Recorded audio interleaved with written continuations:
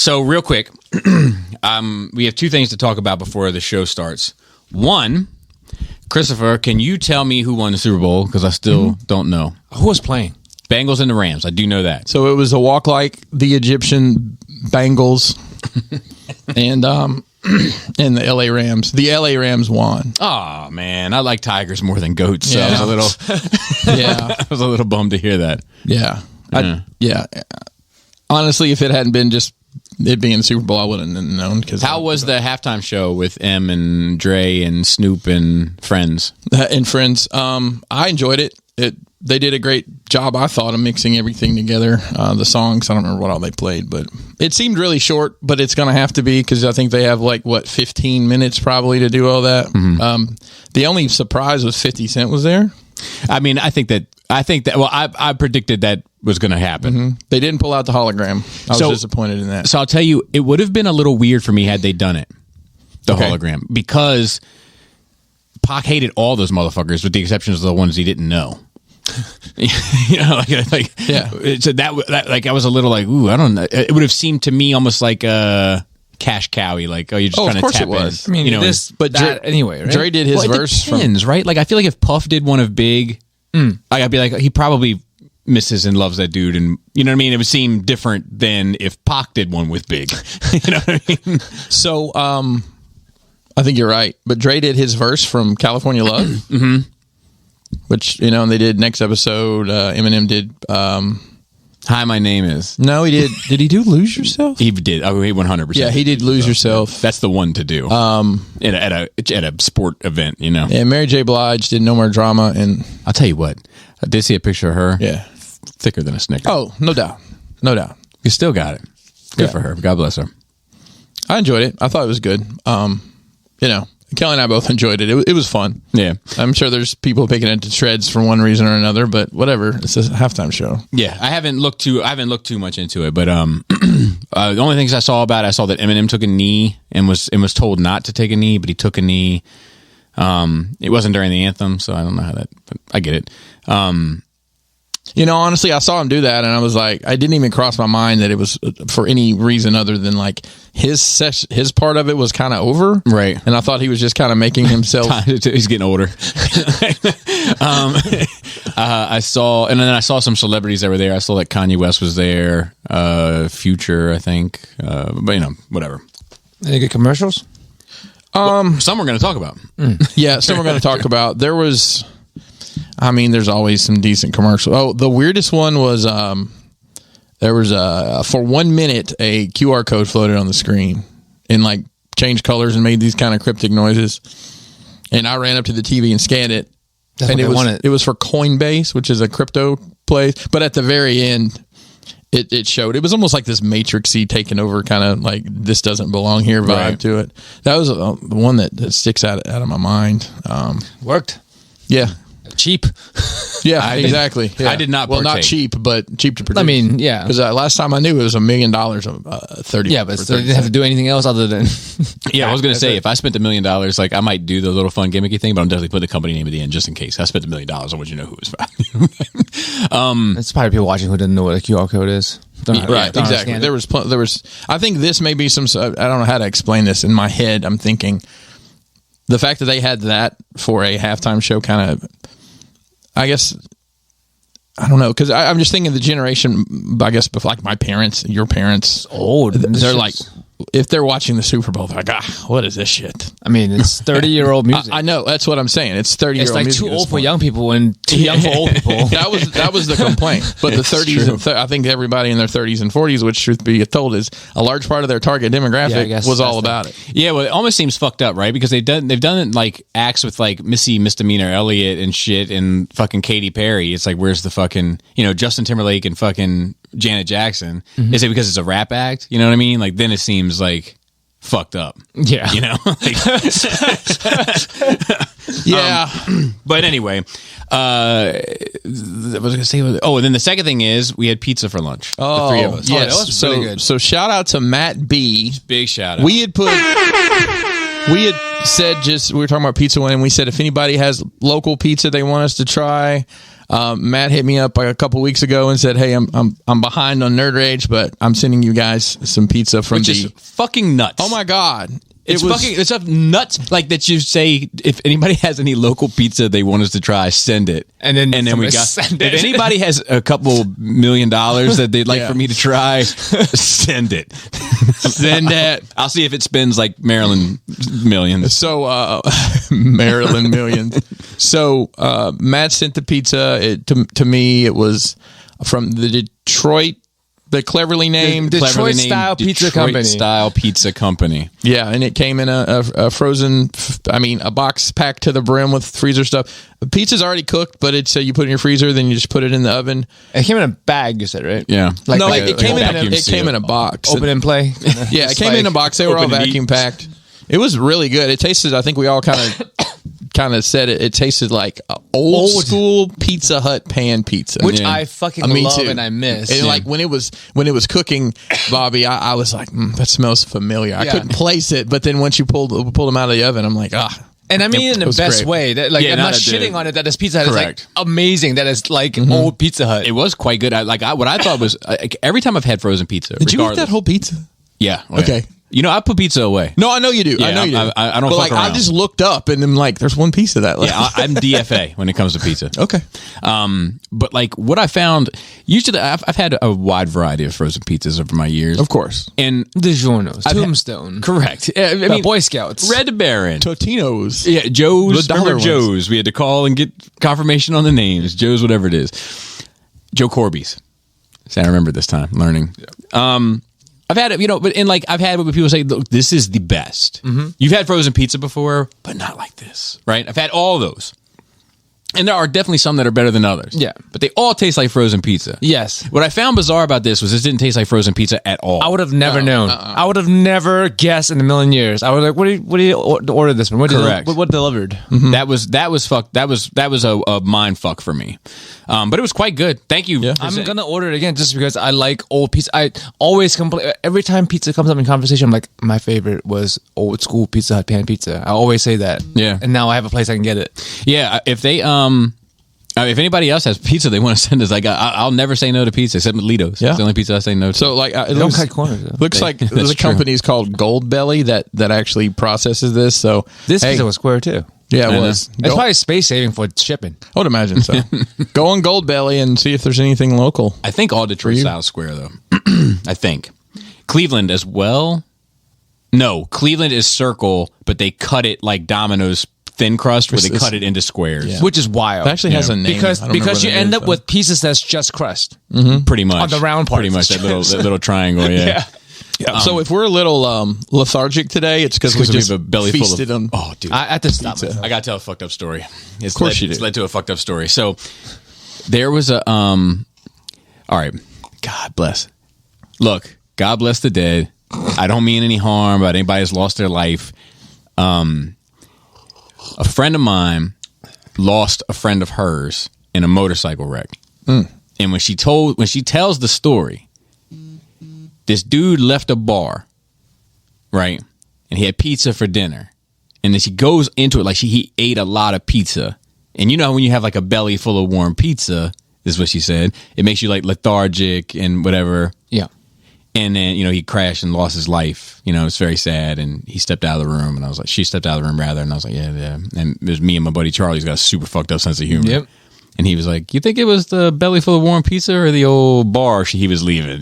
Right. I mean, that was immediately come to mind. So now as like a joke, both my wife and I and like my buddies, like Charlie them that was there for that, whenever you're feeling sleepy, you just say, oh my God, I got a belly full of warm pizza going on. Like, whenever, or if you're like super fucked up, you're like, I can't drive. I got a belly full of warm pizza. Like Laura and I would joke that you can't get pizza out. You had to always have it delivered because you don't want to be a menace to other people on the road. Like, with a belly full of warm pizza. So yeah. So thank you, Matt. And congratulations to the Rams. Yeah, sure. And with that being said, Chris, you got your coffee first. Joe, how was your nerd week? It's been 2 weeks. I watched a lot of shit. Has it been 2 weeks? Yeah, because we weren't here last week, remember? That's right. That's 2 weeks. We are completely replaceable, Chris. No, you just say it like it's been 2 weeks since we've had a nerve age, and I was like, because sometimes we like the way it records, it's almost like a week and a half before we get back to it again. But I got you, understood. Where do I start? Oh, this is gonna be a Knives Out 2. I'm looking forward to that.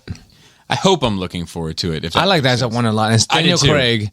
So I assume it's the same formula as like Murder on the Orient. Mm-hmm. Because like part 2 is coming out, Murder on the Nile, but like they follow the detective to different cases. So I assume they're gonna follow Daniel Craig, the detective, to a different case. That could have legs forever. Then yeah, like Sherlock Holmes or anything like that. Yeah. But yeah, Murder on the Nile, I'm looking forward to it coming out next. You have to always wonder, why is this one guy always where these murders are taking? I mean, place? they're hired. Is Ryan Johnson doing it? Because he owns it. I would assume so. That's why I'm looking forward to it. I just read an article recently where it said he owns the property. Like, didn't he write and direct that shit? Yeah, but like a lot of people like write and direct stuff, but then the studio ends up owning it. You know what I mean? Like depending on the deal and shit. But he actually. So it's not like Image. Correct. It's more like Marvel. Well, a lot of them are, but this one sounds like it's more like Image. Scream 3. Oh boy, completed trilogy. It's okay. It's not bad. I don't remember anything past the first Scream movie. I remember the first 2. I don't remember anything past that. I don't think I watched anything. How many did they make?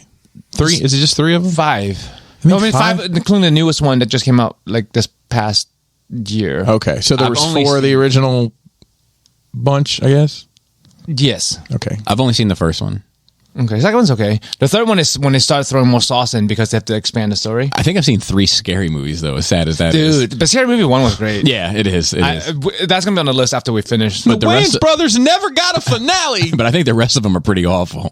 I didn't watch any other ones. Usually just watch the first one. There was very few of those spoof movies that were actually good, but Scary Movie was one of them. Good. And so was Not Another Teen. Yes. That's why Chris Evans... Well, and Don't Be a Menace. I remember Don't Be a Menace. Chris Evans come from. Well, I remember when he lays down that girl, like 3 minutes later, I'm pregnant. Whose baby? What's yours? What? Okay. When he's going for the job interview and the old white guy's like, I see your hobbies include drinking, smoking, and all other types of ill shit. Was that the one who was, it's so tight and she's like, you're in the wrong hole? Yes, I think it is. Sounds about right. Yes, it is. I remember that now. Of course, that's what I remember. Yeah. Princess Leia was in Scream 3. That's right. As a nun. No, she was in Scary Movie. But she was also in Jane Silent Bob. In Scream 3. Jane Silent Bob is also in Scream 3 because it takes place on like a movie lot. And there's people about how Princess Leia is playing someone who looks like her, and it's not her. So I know people say I look like Carrie Fisher, but I'm not Carrie Fisher. She's great. But she's great. She's fucking great. Legend. And all of the Scream movies are like just now, they're like a parody or like a spoof movie on the horror genre. Because they it's very meta. They're always a movie going on about the murder that actually takes place. Right. And then they're on the movie set about the movie. Yeah. So like, it's not bad. It was probably one of the first meta things we didn't even realize. Yeah. Before Facebook. Oh, man. Metaverse, bro. Yeah. Scream 4, that's good. Okay, so who from the original? It's again very bad. So Scream 4 starts with Stab is the name of the movie and universe. I remember that. Yeah. So it starts with a scene opening with a murder and stuff, and then the credits, the opening pans out and it's not Scream, it's Stab 3, and then the movie starts and then it pans out again, it's like Stab 5. And then it pans out to the real Scream 4, and they were talking about how like, this fucking movie starts with another movie of the movie. I'm like, okay, I get you. So who from the original cast is in the fourth? All 4 movies have David Arquette, former WCW heavyweight champion David Arquette. Make sure you put some respect on his name. Courtney Cox and Neve Campbell. Okay. They're on all of them so far, and I think they're going to be in 5 too. They're in the new one. Yeah. Okay, that's cool. I like the only thing I find about Scream movies that's like they're not horror movies to me. They're like if anything murder mystery, because it's always like who did it kind of thing. Because I'm just not fucking scared of a dude with a knife. Right. Like a dude. Don't get me wrong. A dude with a knife wanting to kill you can be scary, and they can definitely kill you, but it's just not that scary. Is the fisherman you can fight a dude with a knife? Is the fisherman with the hook from I Know What You Did Last Summer scarier than than the I don't Scream? remember. I read See, I lump all that shit together. I Know What You Did Last Summer. But that's like Scream, Supernatural, isn't it? And what's the other one? Where they saw the death before it happened. Final Destination. But that's Supernatural too. No, I know. I'm not saying that they're the same type of movie. They just were. They came out around the same time, and they were all very teeny bopper in their approach. But Jennifer Love Hewitt was only in one of them. That's all I remember of the movie. I don't remember watching the movie except for seeing her in it. But I read the book for whatever. There was a book or like an adaptation of. No, I think it's based on a book. Based on the lore. I think the book came first. Deep. I'm pretty sure. But yeah, so I'm just like, especially when you can see that you can fight this dude. Like sometimes they get kicked and like get knocked off. I'm like, I'm not scared of you, man. Come on. Yeah, come on, motherfucker. That's fair. Watch a movie that's it's good, but I don't like. It's called Ava. AVA. It's like another action spy-ish movie type deal with this secret agent doing fucking shit with guns and beating people up. But like, that's not the plot of the movie. The main plot of the movie is like her dealing with her personal life. But everyone's unlikable. I can't watch movies where everyone's unlikable. Even when it's, I can tell the acting is phenomenal. The story is written great. They're very realistic people. Like, I know these people in real life, shitty people in real life, and I just can't get into it. I get that. I mean, because it's something I can like attach myself to. So I have the same thing. I'm not sure if like is the right word for me, but like I do need to attach myself. It's like almost like there's got to be somebody I think is cool, or something like that. Something that like. You need him to get off a motorcycle before he's a dick. See, but it doesn't even need to be that type of cool. Ripping like, six, smoking a cigarette. Yeah, that's true. And I smoke a cigarette, sure. But no, I don't know what to describe it because it's not likable or unlikable. I'm not trying to pick on you, but it's just the first thing that springs to mind is The Expanse. And I just don't find any of this, with the exception of the Indian woman, I don't find any of them interesting, I guess. Like, I don't know. I don't know how to describe. I don't think I'm doing a good job describing it. I mean, we're in the same wavelength here. There's nobody for me to grab onto. Yes. Therefore, like I don't care. Yeah, I don't feel connected. To speak to that for a minute, that you've watched the 4 episodes you've watched of that, they haven't done a lot of character development yet because they're running for their lives the whole time. So there's not a lot of time to stop and. But even of what I see so far, like all the characters, the Indian lady's probably in it the least. But I connect to her right away. Oh, I see. Yeah, she's just great. There's something about her. It's like. It's that je ne sais quoi, like that thing. Well, voila. That means you're an earther. That's it. Yes, that you're down the well. I think I'm an earther in fucking yoga, Hindu, whatever too. Like you're like either like fire, water, or earth. Like you're like spirit or whatever. That pyramid scheme thing, the new one, probably. But you like Avatar. It's Battle Beast, Joe. Water, wind, earth. Fire. No, I think that's Captain Planet. No, but it's like you know, like you like in like all the same. In like the personality test, like there's like certain people tend to like certain things. Yeah. Like you know, Bobby likes dirt. Well, no, it's like I don't know all the ins and outs of it, but like I'll eat warm food over cold food any day of the week or any meal of the week. Like you know, little shit like that, like the temperature that you tend to like, fucking the type of person you are, how you relate to love, how you relate is like it relates to these things, and I'm an earther, you know, no big deal. Interesting. You might think I was fiery, Joe, but I'm not. I'm earth, more solid than you give me credit for, I imagine. I would imagine. I don't think I would imagine any of these. Earth Girls Love Aliens. Is that a movie? Earth Girls are easy. That is a movie. I remember there was something about. Is that the one with Damon Wayans? Damon Wayans is like possibly he's one of the aliens. They would do like and Jim Carrey. Let's see. Jim Carrey. I think Jim Carrey. When you say Earth, I'm like, that just popped in my mind. Earth Girls Are Easy is a 1988 science fiction starring Gina Davis. Yes. Jeff Goldblum. Yes. That's what I remember. Jim Carrey and Damon Wayans as crashed aliens. I remembered Jim Carrey and Damon Wayans were the aliens. I don't think was that one of his first roles? Oh yeah, it was like before Living Color. Yeah, and like when that's why I don't remember him. When Damon Wayans would talk about it, he would be like, "Dude, the dude was a fucking simpleton." Like Jim Carrey, he's like he took it all way too seriously. Like we were like in there, our dialogue is literally like a bunch of letters on the page. Like it's like a fucking mess, right? because you're aliens. So you just get it and you're like, and he said that Jim Carrey would stop the fucking roll of the film and be like, well, cut. Damon, with all due respect, it's Makdat Anuk. Like, but he was like dead ass, but not fucking around. Right. That's hilarious. That movie had a $10 million budget, unbelievably. What? And only made $4 million. Bro, but we remember this 31 years later, bro. Yeah. Or 33 years later. Shit. Watch a bunch of more fucking Ryan Reynolds movies for some reason. He's just been like making a lot of movies lately, I think. He has been making a lot of movies, I think, that fly a little under the radar. Yeah, I agree with both of those statements. Self/less as Ben Kingsley in it, and he's in it. Honorable Ben Kingsley. Sir Ben Kingsley. Yeah. So like he is a old rich guy who's a good guy. Mm-hmm. Who's dying, and then like someone offered him to like be able to transfer his consciousness into a new body, which is Ryan Reynolds with new troops to command. No, just a new life.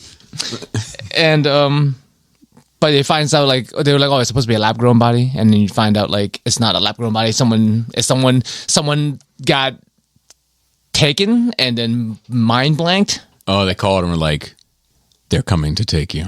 Get under the bed. Oh. But yeah, I mean, I liked it. That's a good little mystery action sci-fi. Oh, good. Also, R.I.P.D. Dude, not Jeff Bridges. Yes, Jeff Bridges. Okay, is Ironmonger, right? Yes, quite good in True Grit. Yes. He's on a lot of things. Bridges. I don't know if he's Ironmonger. Jeff Bridges. But Jeff Bridges is great. Which one's in Dumb and Dumber? Isn't he a Bridges brother? Or am I thinking? Yes, I think you're right. Jeff Bridges. Yes, I think you are. I think he is Ironmonger.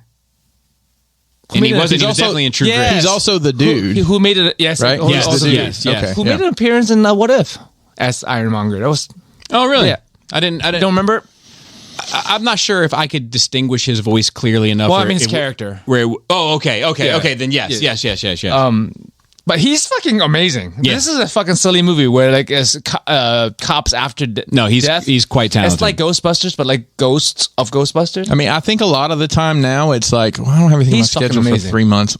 Hey, agent, what do you got? Well, I got R.I.P.D. What's it pay? I mean, it's based on the comic book, I think. Right. Did you ever see True Grit?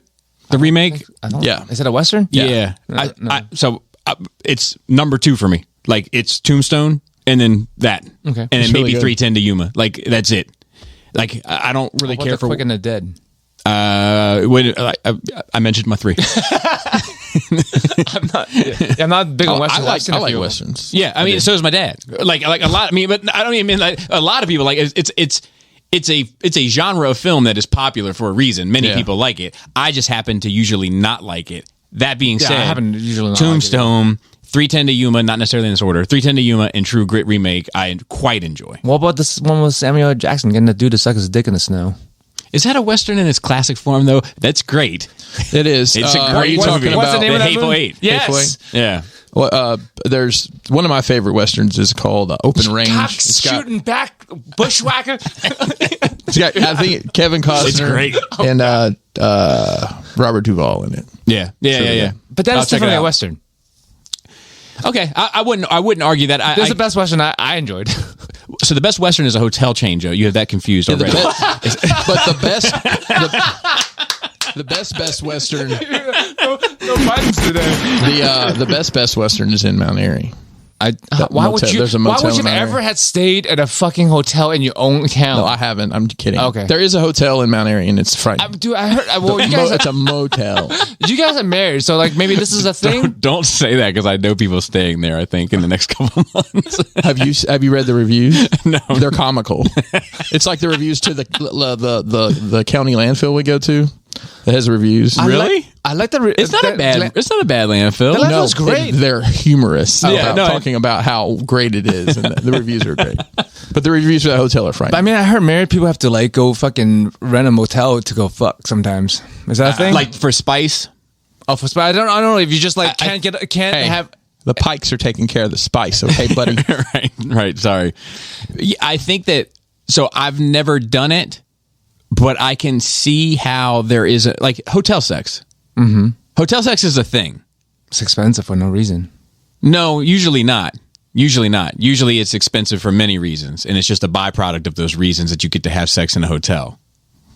Do you know what I'm saying? Usually you go somewhere like on a vacation or something, you stay in a hotel, and then you get to have hotel sex. Yeah. But some people, I feel like some people go specifically. Correct, but that's why they go to motels, because they're fucking cheaper. So instead of spending the $200 a night or whatever for the hotel experience while you're going on vacation, you could spend $60 at the Super 9. Just Super 9.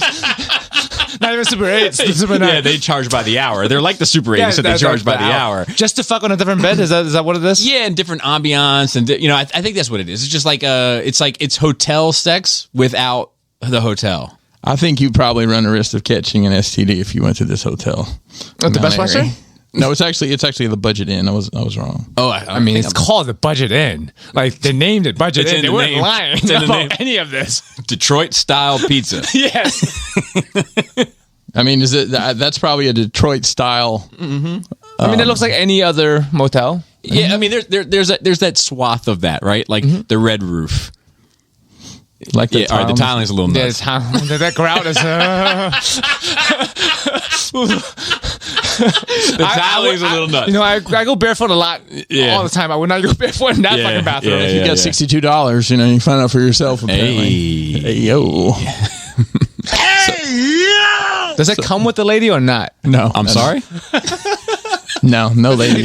Yeah, usually I make sure she's first, because otherwise you're usually fucked, and I don't mean that proper. Make sure you bring a sheet of plastic. So but Kevin Bacon is in it too. Oh wow! What do you know? 6 degrees. Fun enough. It's like I have Men in Black vibes. Okay, kind of. But like, you die and then minus the you get Will Smith drafted soundtrack to become a fucking cop. Yes, unfortunately. Yeah. Question mark? I told you I want him to do songs for all the movies he's in, like especially like the heavier dramas, like and it always has to be some sort of. Don't get hit in the head on a football field, like. But it's always got to be a 70s or 80s sample that he uses. Like the Forget Me Nots thing. Yes, for sure. Yeah. Jeff Bridges plays a cowboy in this. Yeah, good. He does it well. Yeah, I mean, it's fucking great. Because he died in Civil War times, and he's been a ghost cop ever since. Oh, how about you? Ghost cop. Didn't Bill Cosby do that? Wasn't that a Bill Cosby movie? Ghost Dad. Oh, Ghost Dad. I'm sorry. I was like, oh, that sounds like something. That's spooky. There's some guys I went to high school with that did that too. Nice. Real popular. Not to be confused with Jack Frost, which is Michael Keaton. Oh God, don't talk about that. There's two different ones. There's a wholesome one where Michael Keaton is like. Yeah, then there's an Asylum picture that's a horror movie. And that the snowman was fucking this girl with a carrot nose. Yeah, that's that. We talked about Asylum films the other day. Transmorphers and whatnot. So there I was explaining to my friends 10 things I didn't expect to hear today. And then there was 11. Yeah. He pulled off his carrot nose and started fucking this bitch with it. Wow. Yeah. Scary. Yeah.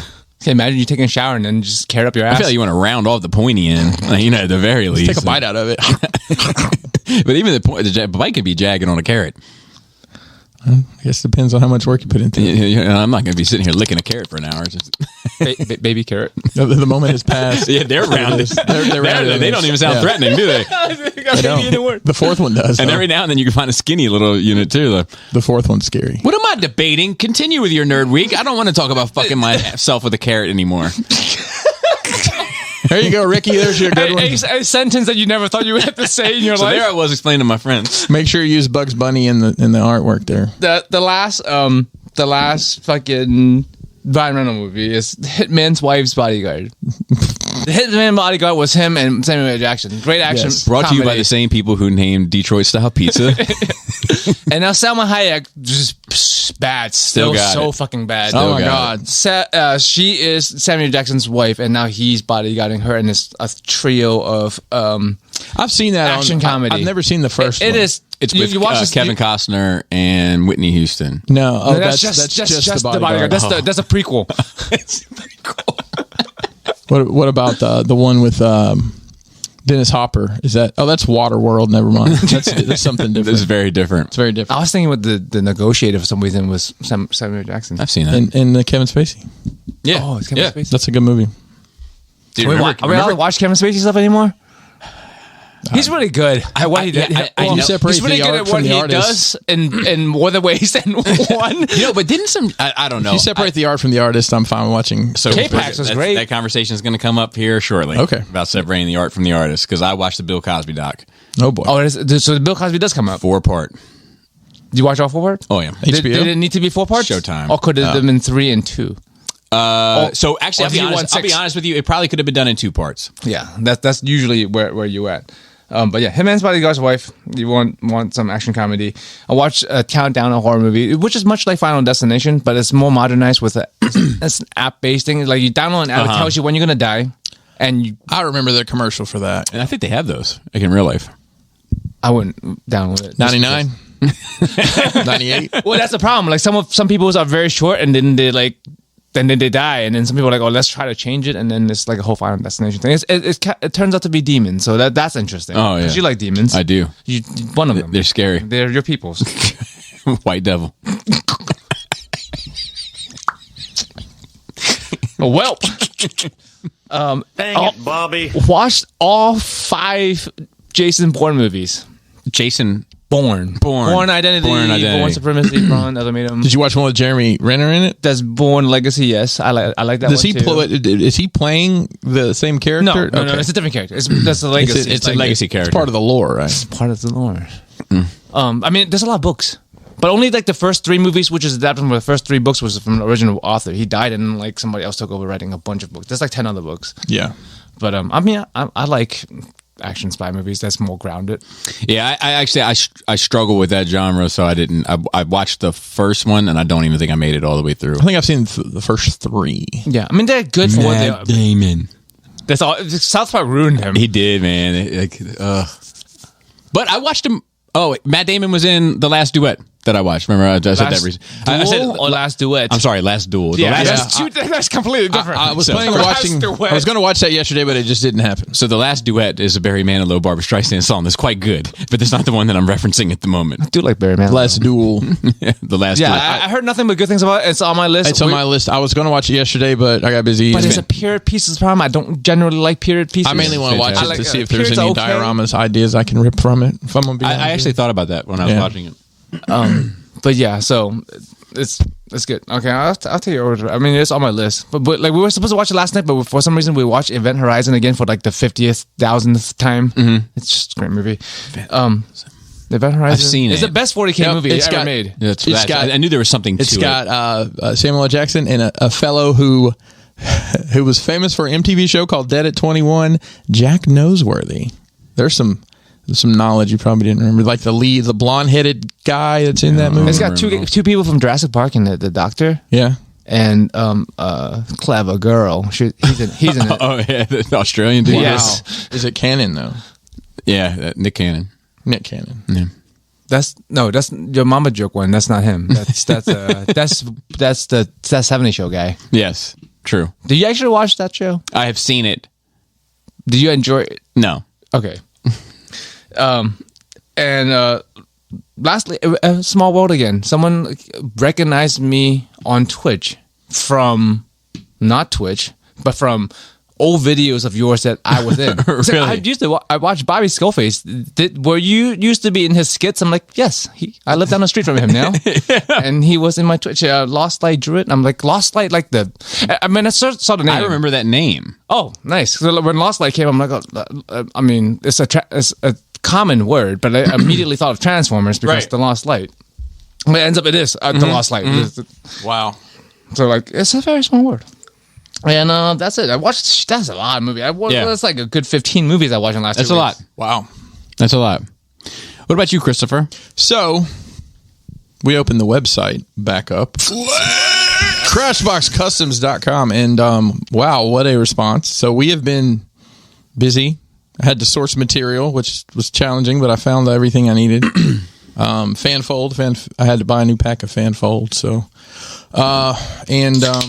That's I've been super busy with that. Like any free time I have outside of work, I'm just running the machines, and because we're down to just Kelly. So and I, outside of work, you're working. Yes, I'm working. You know what super busy means.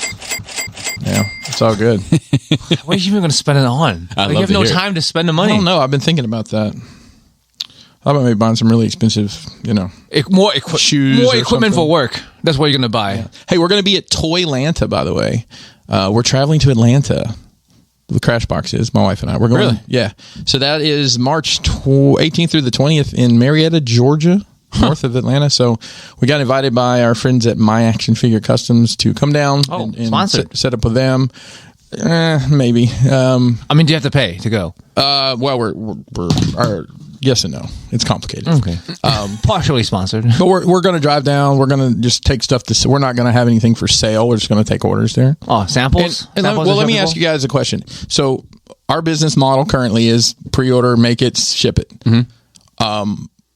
And we're going to still be in that process when the show comes. And Kelly and I agreed. I don't think it's fair to produce stuff to sell at a show when we have orders. To produce. So saying that to say we're just going to have our stuff at the show, and we'll open the website back up, and you can order if you want. And we'll walk you through it and everything. Yeah, or allow people at the show for like an exclusive order or something. I don't know. Yeah, I think that's fair. That is.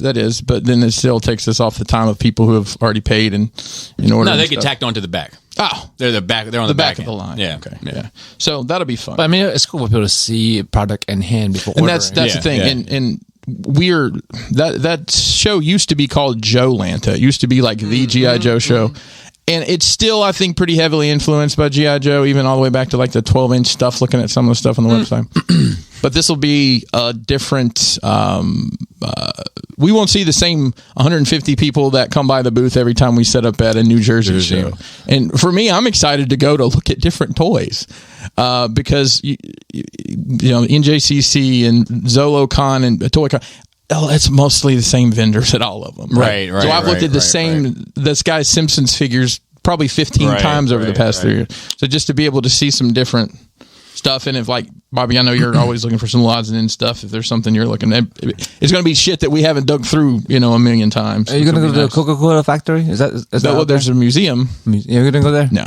I'm looking for a Galen Urso. But you were like... It's new though, isn't it? I thought you were in like the soda industry. The lore of soda? No, he was in the industry.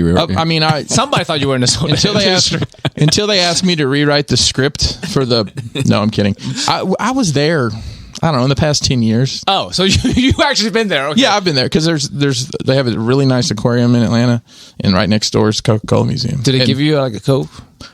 They have. Can you buy a Coke Classic with a glass bottle and a pop top? I don't know that you can buy that, but what they do have is they have, this was pre-COVID. It's probably different now. They had probably 30 fountains set up where you could try Cokes from all over the world.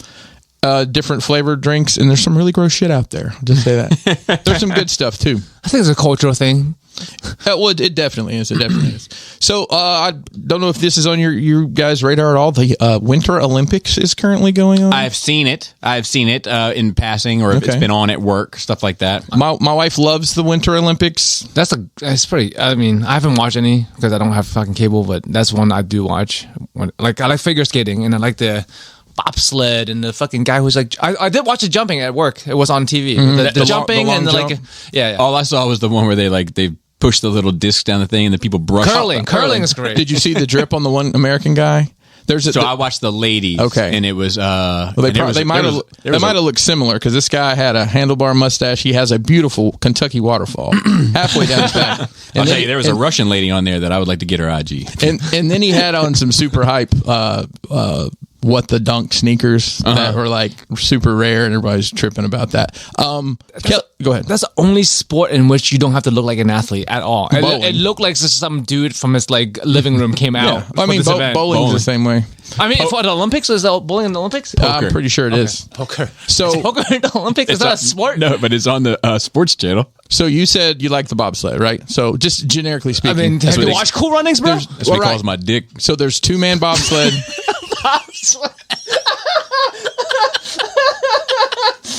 Bobby. Damn it, Bobby. Dang it, Bobby. there's two-man bobsled, four-man, which I think I is didn't what know there Cool was Runnings- two-man. I And only know this about the year, for the fourth one. first time, the mono sled is out. So it's a one-person sled. That seems cool. Just Yeah. fucking. It's some in of the this world, bro. stuff like Anakin would be good at it. So I've been, I don't, Kelly would just sit and watch it. I'll come and go from the room. I'm not interested in the majority of the stuff sitting there and watching. Like, you guys know who Shaun White is? Yeah, the snowboarding guy. Yeah. So this was his has a last, game. this is his last year. It's about of- time. He's old, isn't it? He's like all of 22. That's too old. Yeah, well, I think he's probably closer to like 35, maybe. But he didn't win. He was in the running to the last run, but He had records. He like first person to do certain moves, right? some of this shit these guys are doing, like they're going like 30 feet in the air off the sides of this. And what kills me, not necessarily in snowboarding, just in general, like how excited these announcers are about, he pulled off a 970 McTwist, blah, blah, blah. And I always say to Kelly, what did this person that's so excited, what do they do the rest of the fucking year? And how do they know so much about this niche thing? Like downhill bobsled slalom or whatever. I don't understand. They're professional announcers, maybe? I guess. Is he that excited about fucking bowling or racquetball or whatever? Maybe he's an act, like paid to be excited, right? I don't know. Maybe. Just on the topic of Olympic scoring, I did end up watching this short. I can't remember whether it's on YouTube or some bit on a news channel that they just covered as like a editorial or whatever. But like, apparently there used to be some big deal with the Russian judges that like they would shit on everybody that wasn't Russian. Like it would be like 9.9, 9.8, 9.7, 4.3. Yeah. And then they ended up doing some sort of rule. So they dropped the highest and lowest score every time. And it was because of that. Did you know Russia is not in the Olympics? It's the ROC, strangely enough. Really? You guys are in the Olympics? Which event are you on? It's the Russian Olympic. It's the ROC is the Russian Olympic Committee. So they're not representing the country. They're representing, because there was so much dirty shit over the years between, doping and. Well, there's so much other shit that they've been caught for that everyone else is doing. There's a 15-year-old Russian girl that is I'm pretty sure I've got this right, is getting disqualified for doping. There's some sort of heart medicine that like in healthy people, it like just gives you an incredible amount of stamina. Whereas if it's supposed to be somebody with like a defective heart, I didn't even realize that was a thing. But 15 years old, like that's crazy. I mean, but I was doping at 15 years old. But they would give like I'm kind of doping, but they would give like 9.9s and 10s to all the Russian, and then everybody else got like 4 points something. Yeah, that's so obvious. Like, what are you doing? It's like awkward, like yeah. It was, like but you love that kind of humor. Yeah, and you're just looking. That's some Larry David shit right there. You're just looking at the other judges while you're holding your score. What? What? I didn't like it. Last night we watched women's speed skating. Probably want to check some IGs for that one. Yeah. I mean, you had a big ass, big legs. Yeah, we're talking about we're cracking walnuts and shit. Yeah, bro. I mean, these girls are built. You gotta be careful. Like, break your shit off. Yeah, yeah, and I like a squeezy one. I don't like them. No, you don't want these like squeezy one. You don't want to bike the biking people. And I want that shit to feel like a stress doll. I didn't know. You want something like doughy. There you go. I started it just barely it's been a while. But Dave season 2. Oh, the Little Dicky show. Have you watched that yet? I haven't. Man, I mean to. It is so apparently there's a genre now called cringe comedy, and this is definitely cringe comedy. I mean, David. That sounds right up my alley. But yeah, that's your shit. It is Larry all that shit. It is Larry David awkward. But the moral of this, I would say, is sometimes the thing you need the most is right in front of you the whole time. Because the way that it turned out really cool, the way they kind of incorporated everything, and yeah, it's a real good show. I don't know how much of it's like realistic for that world, but interesting. I've heard a lot of good things about it. Yeah. We watched. We didn't finish watching it. Make sure I wrote down the abbreviation. What We Do in the Shadows, WWDITS.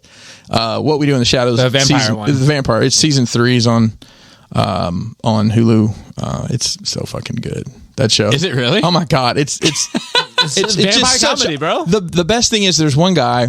He's an energy vampire, and you'd recognize the actor. He's been in a ton of stuff, right? But he just talks like this to everybody, and he wears khaki everything, and like you see, like if like you start to nod off, his eyes glow because he's pulling your energy. Like he had a job. I know real life people like that, bro. Right? He had a job.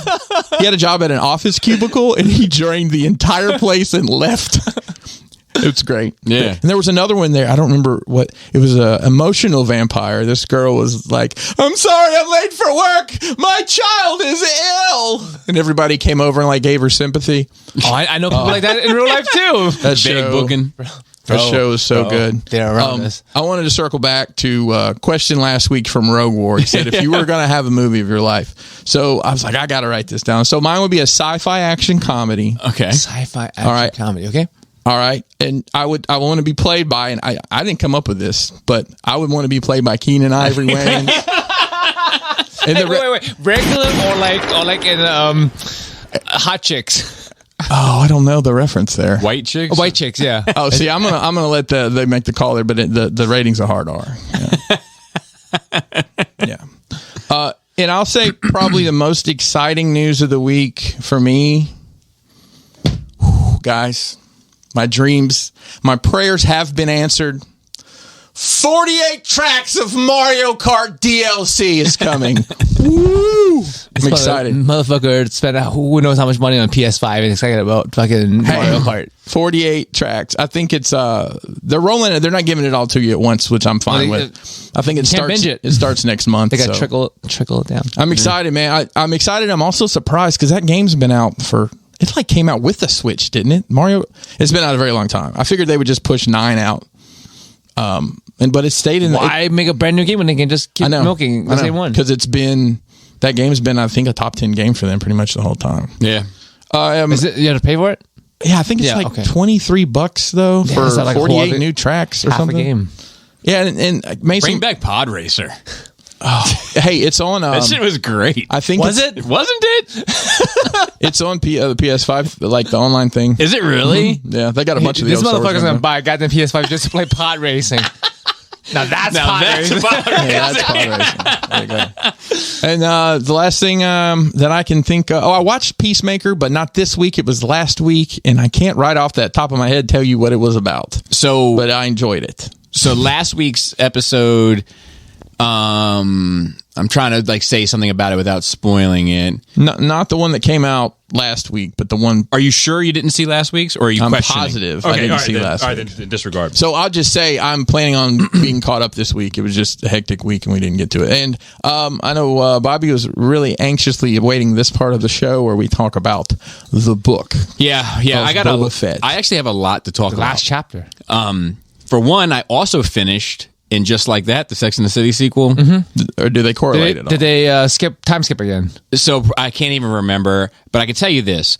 After watching it, it's not bad. It's not great. It's not even good. It's watchable. It's like if you care about the characters, it's kind of interesting to watch in some regard. But after watching it, it's the first time that I sat and asked myself, I'm a fan of that franchise, right? Mm-hmm. As a fan of that franchise, have I benefited at all from spending 6 or 8 or 10 hours, whatever it was, watching this as a fan? And the answer was no. I mean, define benefit, though. I don't know how to define it in quantifiable terms, but was there something about being a fan of this franchise and seeing the characters and how they and seeing a time jump, a big time jump for 10 years or whatever since the last time they've been together, and what the sequels or the later years of their life hold for these characters that I endear? Have I gotten anything out of this? Right. No. Okay. And that's not to say that it's bad. It's just unremarkable. I mean, there's a lot of things I watch like that. They're just time passers. Yeah. So there was that. We'll go ahead. Well, let me. However you want to do it, Bob. Yeah, we'll do Book of Boba real quick. Mm-hmm. What did you think? Before I would love to have been in the writer's room for this one, dude, because it's all over the place. How is it been regarded in the? It's pretty much universally shat upon. Yes, okay. It's not because nothing else has been shat upon until now. It seems like everything else has been. So people love Mandalorian. I don't understand since the sequel trilogy. I don't understand the point of this show. I understand this is what I think they need to do. It's the Star Wars show, and it comes on every Friday. This week, we're going to check out what's going on with Pooshnickens. or the Fushnikins and sex tapes, or today we're going to check in with Din Djarin and Grogu and see what they're up to, or oh look, they're going to go see Luke Skywalker. And I don't think they need all these fucking shows. They need a Star Wars show called Star Wars Adventures. That'd probably be a great name, Bobby, because they love going on adventures. They do, and they're going to have crossover sometimes, and it's all one big wet universe. Here's Iron Man. Yeah, very small galaxy, but it's Tom Cruise's Iron Man. I'm sure we'll get to that. It's a very small galaxy, though. But it's like a galaxy of 5 planets. It seems it's like why did you tell me all this shit about why? I don't know why I needed to know all that about Boba Fett to get to the end of that story. And just for him to like go, he like spoilers. I don't care. He goes through all this shit to defend this city. Oh my God! And then at the end of it, stop these giant robot spiders from destroying the city. But what does he do instead? Giant robot spiders. I'm in. So they're giant. They're droidekas, but giant. Okay. Yeah. And then at the end of it, he's like, you know what? I don't think this is for me. I mean, let's go do something else. Well, before he learned something about himself. Before that, he says, hold on.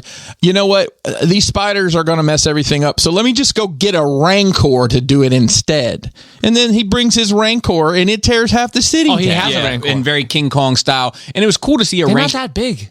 I mean, they're big, but not that big. Yes, no, I don't mean it. But I don't mean it in terms of size. Just it climbs up a tower and holds on to it, and like it's just it's very King Kong. It gives vibes. you it's a very King Kong homage. And it was cool to see a Rancor move like an animal. You know what I mean? Like really get loose. But that was it. But that's so to speak. But man, they gave him that salt. He's on spice. But a Rancor on spice is horrifying. That's the whole problem with the way that Rodriguez and, in my opinion, also Favreau approach Star Wars. Is I feel like they sit around. They're like, what would it be cool to see? I know it would be cool to see Boba Fett lift a knee up while bending his leg and shoot a rocket out of his hip. That would be cool to see. Let's do that. But how and why? What about hot and ready? What about perfect? What about the kid with the robot eye doing a spin on the ground for no reason? No reason. And it's not even a cool spin. Like Darth Maul does flips for no reason. If you watch it, you're like, you didn't need to do those flips. You're flexing. But they were cool. But they were cool. But they were fucking cool. I mean, if you had the force and you could, I'll go like that. Of course. In the mall, randomly. I wouldn't use escalators. If I didn't have the force and just learned how to do a flip, I'd be doing that bitch all the time. But like, it's just this guy like grabs his gun off his hip, does like a 360 spin for no reason, and his gun's like the size of this water. It's tiny little. It sounds like whoever is directing or storyboarding Boba Fett, from everything I've heard, like was a huge fan of Power Rangers. Yeah, it feels Power Rangery. It feels Power Rangery. That's what it sounds like. I'll tell you, I'm not having watched it. Other things about it, like last week we had the write-in, and somebody was like, because Ahsoka and Luke have a moment together, and they're like, man, this will probably get the time where like Ahsoka, who like lived with Luke's father for all of this time and had this very complicated relationship that people have poured heart, sweat, and tears into, they can talk about it. Luke can be like, I hate to put this on you, but can you tell me about my mother? Can you tell me her name? Nah. Grogu's gonna be one sweet Jedi. Huh? Put him in this Mando armor. He's gonna be badass. That's right. Throw him in a tiny baby. It's just like, it's not. Oh well. Let's tell Joe this. Grogu just shows up. Oh, he does show up. Boy, in an X-wing. Isn't he? He's with Rosario Dawson though. So no, he's not. Oh no, it's him loose in the cockpit flying. He's with Luke. He's with Luke though, right? But Luke took him at the end. Luke has to make. Luke has so Din Djarin made him. It's like chainmail made out of Beskar, and then he had Yoda's lightsaber, and he told Grogu to pick which path he wanted to go down.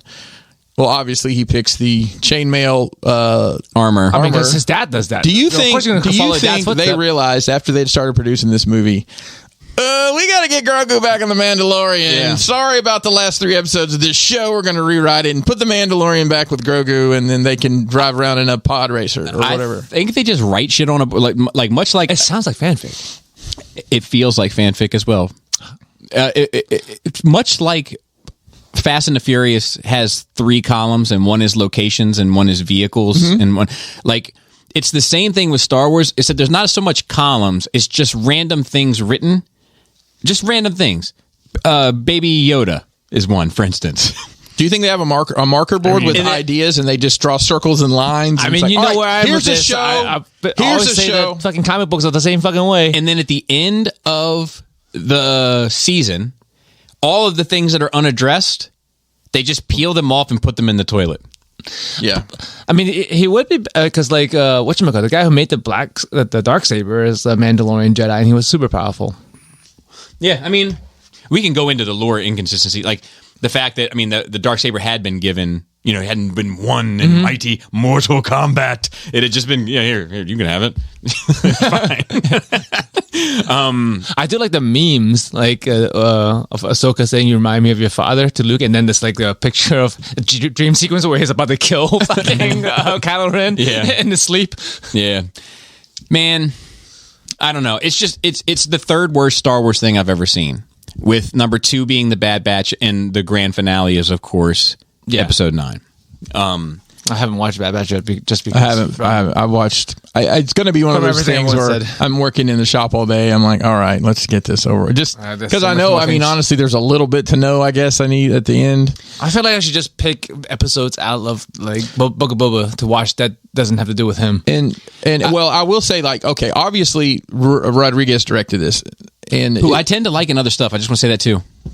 Some of the shots he did with with Sin City. Oh yeah. He directed part of Four Rooms, I believe. Yeah, he did one of those. He did Dusk Till Dawn. Oh, yeah. The mariachi or whatever back in the day. He did the one where Rose McGowan had a gun for a leg. Oh yeah. Grindhouse. Yeah, like he's done some pretty cool, interesting shit. So he was obviously, there were some really, I mean, from a cinematography standpoint, like some of the, like when Boba and Cad Bane were having a little standoff. It was it shot very Western style. It's cool to see Cad Bane in live action. It is until they killed him. It is. Well, quote unquote, killed him. It is cool to see him, but that's it. It's just like seeing the Rancor move. Mm-hmm. It's like, it doesn't matter whether or not it's important to the story. It's just, it was a cool thing to see. I don't think he's dead, though, because he had a little beep thing on his chest that lit back up. I hope Cobb Vanth is dead. He's not. I hope he is. Well, did you see the end of it? I still get to hope. Listen, I love Timothy Oliphant, so I'm excited to see him. What's his name? That's the Timothy mystical creatures in Lord of the Rings that they... Close.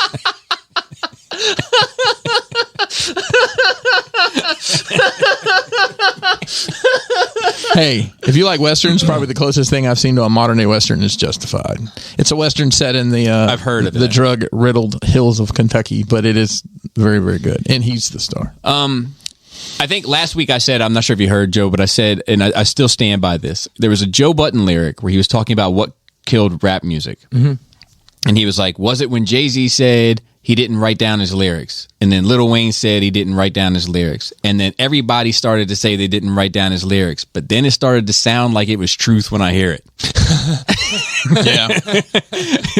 And I feel it's like that for this. It's like when everybody was saying, it's great, The Mandalorian is great, all this stuff is great. It's like when we were 5 and pretending to play Star Wars. Yeah, that's how it's feeling. Like a bunch of 5-year-olds wrote this fucking script. Yeah. Much like, Transformers and... Yeah. Dude, I think that I think there are episodes of G1 cartoon that are better written than Book of Boba Fett. No, I mean just like the movies, like revisiting like childhood franchises in the live action adult form, which is still childish, and that's totally fair. I think the Bumblebee movie is better than Book of Boba Fett, objectively. Yeah, I like Bumblebee. Did I like Bumblebee? Let me consult my mental Rolodex. Yeah, that's what I'm doing right now. Had the girl from Hawkeye in it, and John Cena. That's true. And she has to dive at the end. She has to overcome her fears. Oh, I remember there was a Transformer named Canopy, and he was just like, he had a canopy of concrete over his head. And he turned into a can of peas. Yeah. It's classic. I want to talk, while we're on the, there's so much I need to talk about today. We got time. I don't know about Chris. He's a busy man. He is busy. He's been very busy. We're all very busy. While we were talking about, the girl from Bumblebee and yep. It made me think about other things that I don't necessarily like in one medium, but like in another medium, being as though I didn't like Transformers in live action, but I liked it as a cartoon. Mm-hmm. I have been very vocal on this podcast about the girl playing Mary Jane in the modern Spider-Man movies being as far from the mark as Zendaya? Zendaya. Yep. Okay. The Zendaya-Gram. That That's fair. I haven't heard that one before, so I'll give you your flowers on it. That she's as far from the mark from Mary Jane as one can get, and I don't believe her as Mary Jane. I don't like her as Mary Jane. It's like nails on a chalkboard to me every time I see her. Let me be crystal clear. She is fucking amazing in Euphoria. I watched this past week's episode because I'm now caught up. I'm caught up like that. This show is on what platform? HBO. Okay, of course. Why did I ask? Yeah. And I still feel the same way I feel about it, where I feel like it's an over dramatized version of the youth today. Like, I'm sure kids are doing drugs, and I'm sure kids are having parties, and I'm sure kids are drinking and having sex, and et cetera. But like, this shit is turned up to 11. I guarantee you there's no high school party that looks like the parties that these kids go to, because I've been to many high school parties, and it's awkward as fuck usually. Lately? It's usually... Lately? So no. But I'm saying we're talking about a significant amount of growth and self-confidence. So anyway, I say that to say this. A show doesn't need to be accurate to be good. Yeah, of course. Yeah. It's So, fiction. so in that sense, the show is quite good. Quite good. Great characters. Like, interesting relationships between them. The entanglements and entangling and shit are pretty fascinating. But she gave a performance in this last week's episode that, like, I don't know what awards she are even viable to the TV other than the Emmys. But if there's other ones, she deserves all of them for Actress of the Year. People's Choice? That, whatever. She deserves MTV TV Awards. Is that a thing? I don't know. She deserves everything. It is possibly the most amazing bit of acting I have seen in some time. Her emotional roller coaster of like manic happiness to anger to sadness to like just agony to like it was a masterclass. She trying to like order DoorDash? And, is that what it was? So you've ordered it as well. Yes. With other people is where the trauma comes in. Bro, don't get me started at work. But she's this show is great. Like I've accepted it for what it is and just rode with it. And I'm enjoying the fuck out of it. All right, moving off that, I'm all caught up. I'm season 2, so I'll be watching it episodically as they release now. I'm caught up. What else did I finish? Bill Cosby. Bill Cosby. So I watched the 4-part documentary series on Bill Cosby. It's good, bad, and ugly. It's good. All of it. It's good. It's worth watching. What's interesting to me, first of all, do you have any idea the amount of women that have come forward about sexual assault allegations? I was thinking about a dozen or so. So that's what I was thinking. Yeah. Let me ask you a question. How many people do you think came forward that saying Michael Jackson molested them? Like 4? Okay, so you're very close there. I thought it was like 8 to 10. Until I had to research it, it's 3. Okay. 60 some people. 69, let's say. That's good. I like it. That's canon now. Add it to the lore. Have come forward about allegations regarding Bill Cosby. He had a lot of time. Yeah. Over a long period of time. It's very true. He's been doing it since the fucking 60s. Since 69. I think 67, but I'll give it to you. 68 and I owe you one, you know what I'm saying? It's interesting. It's interesting. Like, there's 2 things I find interesting. One is like, you know, not everybody, nobody is all good or all bad, right? It's like, you know, like even Hitler. It's funny because probably he probably loved his mom or some shit. Exactly, exactly. He probably helped an old lady across the street at some point in his life. If you ask like an old white lady, of course, it's Christian, blonde hair, old Christian white lady. If like, you know, they ask these people at the very beginning of it, like, to describe, like, who is Bill Cosby? That's how they open their interview with these, you know, gamut of people. And, like, they cut all their responses. And it's just, it's like, it's giving me the chills thinking about it because just, like, so many of them are like, you know, like, as a response. And then, who are these people? Just they're like people that knew him, people that were raped by him, people that were like, it's all people that worked with him on the Cosby Show. People, the whole spectrum. And this one lady's like, immediately, she's like, a rapist that had a TV show. And it's like, all right, shit, this one means business. Yeah. But like, for one, it, like, the amount of like stuff that he did to invest back into what he considered to be the growth for young black people. Right, he invested in. To this day, he still holds the record for financial contributions to historical black colleges and stuff like this. Like, he's done a fuck ton of shit. I mean, that's how he got his fake doctorate. Yeah. So they talk about that too. So here's the other thing that I found pretty fascinating about it. First of all, like it raises a big question for me, right, of separating the art from the artist, because I love fucking Bill Cosby, man. You love fucking him? That's an interesting take, Bobby.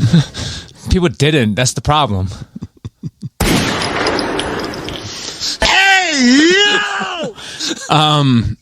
No, I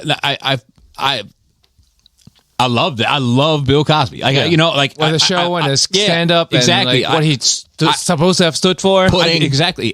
I could sit down and watch Bill Cosby himself right now and laugh my fucking ass off. You know, the Cosby Show. Like I said, like it was my standard. Like, that's, to me, not having a healthy family, that's what one looked like. Right.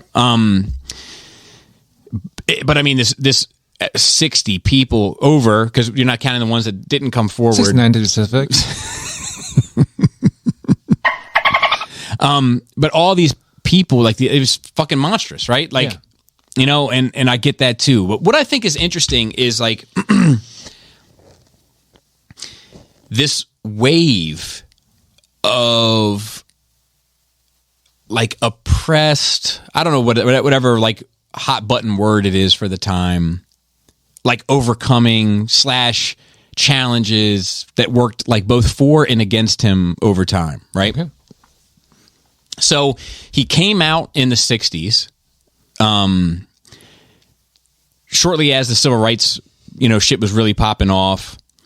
And he was, like, the first, like, black comic that people saw on national television and became endeared and beloved. And in that way, like, he crossed that barrier. Like, he breached that barrier. Like, he made it mainstream. You know, like, he started anyway. Then he got this show that was I Spy. You know, and he played like a Mission Impossible type character, but he was smart. He knew multiple languages. He was physically able. He was a detective of sorts. Like, up until that time, black people that were on TV was like, you know, like, I'll clean your pots good for you, Miss Jenkins. You know what I mean? Like, it was like that type of shit. Right. So once again, like, breached that barrier, like, made it something different. He had you know, fucking Fat Albert, right? Early 70s. Yeah. Black cartoon about black kids in poverty, like, with names like fucking Mushmouth and shit. You know what I mean? Like, you know what I'm saying? Like that's fucking, if you think about it in context, it's pretty fucking crazy. Yeah. You know, and then, of course, his stand-up and shit and fighting the war on drugs and all that shit, and then getting into, you know, the Cosby Show, which became like he was called America's dad. Yep. You know, and like, it got me thinking about the 80s, because, like, sometimes I had these conversations about race with black people, especially older black people, and I'm like, man, like, your reality doesn't sound like the reality that I knew. But then I got to think about it a little bit in context. Like, I was born in 1980. I kind of become sentient in like 84, 85. Yeah, you know what I mean? That'd be fair. Yeah. So, like, black people have never not been a part of my life. Like, my neighbors were black, kids I went to school with were black. I had Michael Jackson tapes. I had Bill Cosby was on the TV. You know, like, Lando Calrissian was in my movies. Like, it was always integrated for me. You know, like, that's my reality.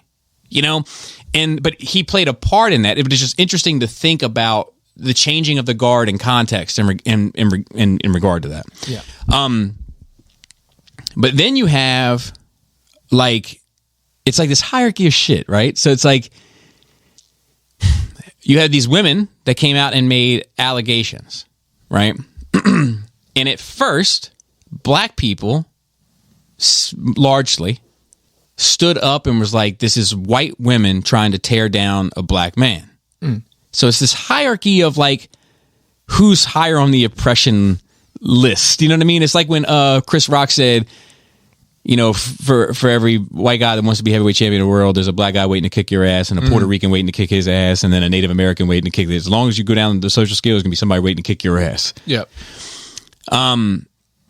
And it's kind of like that, right? So then it starts to catch up, you know, and it's like, then you had like white people trying to, like NBC canceled his show that was coming, but then black people were saying, well, now you're trying to ruin a man, like, you know, and then like once the allegations really set in and the comedian came out and Hannibal Buress and had his punchline that kind of catapulted it, and then some of the other women came forward, and that like it just got steamrolling, and then before you knew it, everybody was like, oh, okay, fuck, he's not who we thought he was, you know. But it's just interesting that like as you watch it, there's so many like racial borders and barriers that he himself almost single-handedly tore down, and then how the allegations brought a truth to light, you know, that needed to be brought to light. And sure. But the action of it ended up shoring a lot of barriers that he had kind of worked to tear down back up. Because it's tainted. You know? But it's like, I'm not sure that they're related, but it's just interesting. Do you know what I mean? Yeah. And then honestly, as soon as the black women were like, no, us too. Yeah. You know, then everybody's like, then it became less divided. Right. You know, and then you had like a whole bunch of people going to bat for women, even though women had a hard time getting it rolling because they were women. It's just fucking sociologically, it's an interesting piece to look at. So I watched it. I definitely recommend it. It's worth a watch. But it's sad, man, and it's tragic, and it's some of these people on there that with their points of view, like it's hard for me to even listen to and take seriously, because I don't really know. Like some people were like, you know, like he shouldn't be put in prison. He should be put in some help facility. He's got a problem. And I'm like, that's but you wouldn't say that about somebody else who did that same thing. Well, right, so I think maybe you could catch him in 66. Do you know what I'm saying? You catch him in 66, I'm on board. Let's put him in a help facility. Yeah. You catch him as soon as he's hurt somebody. Okay, let's get him help. But let's also make sure he pays a consequence for hurting somebody. Yes, right. Both. You know? So some stuff was just interesting to hear and then, you know, kind of think about. And I just finished it this morning, literally this morning. So like it's still kind of fresh in my mind and I'm still digesting it. So my thoughts may sound random and kind of free flowing, but that's just kind of where I'm at with it at the moment. Trying to think what else I did, because I did a fucking lot this week. So I went to Museum of Modern Art of sorts, Baltimore Museum of Art. This past, like Laura and I did not even know that existed. Yeah, it's it's like one of those things like you take field trips to when you grow up here, but like it looked interesting from the pictures you sent. Yeah, so like I'll tell you, like had a fucking blast. Oh, like Laura and I just like I had said like, you know, let's go to. I don't know what it is, man. I don't know if it's my age. Like I don't know what it is. I don't know if it's living in a scrolling era, you know, like where I sit, like, dude, I will tell you, if I sit down and I get Instagram out and I spend 15 minutes on it, I feel awful. Like I get up feeling like I just ate too much or something. Like I feel like shit. Do you not have an internal clock with it? I don't know what that question. I mean, like eating too much, right? Eating like the right amount versus too much. Mm-hmm. Like for me, like I just like everyone else scroll too, but I actually don't scroll as much as people might think, or as much as the average person. Like I have an internal clock where like I'm like, oh, this is my scrolling time. It's like, and then something pops up in my head. Oh, I have time to put it up and do something else. So I've never like sat and scrolled for like 30 minutes, hour, multiple hours. Some people do. Yeah, so I definitely haven't done it. Is it when you poop? Is that when you? No, it's always a good time to scroll. Usually when I poop, I'm looking up porn for when I jerk off after I poop.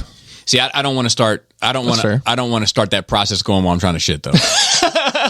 Well, that's when you're clear headed and to like look at like I know what I'm gonna want to do. Yeah, I understand the thought process. I don't want to start my dick going to phase 2 before. Oh no! Correct. That's bad time. Correct. So back to what you're saying. We went to MoMA when we were in New York, and I understand exactly what you're saying. Just to be able to stand there and appreciate something, without something flashing from the side, getting your attention. And and seeing something and having to think about it.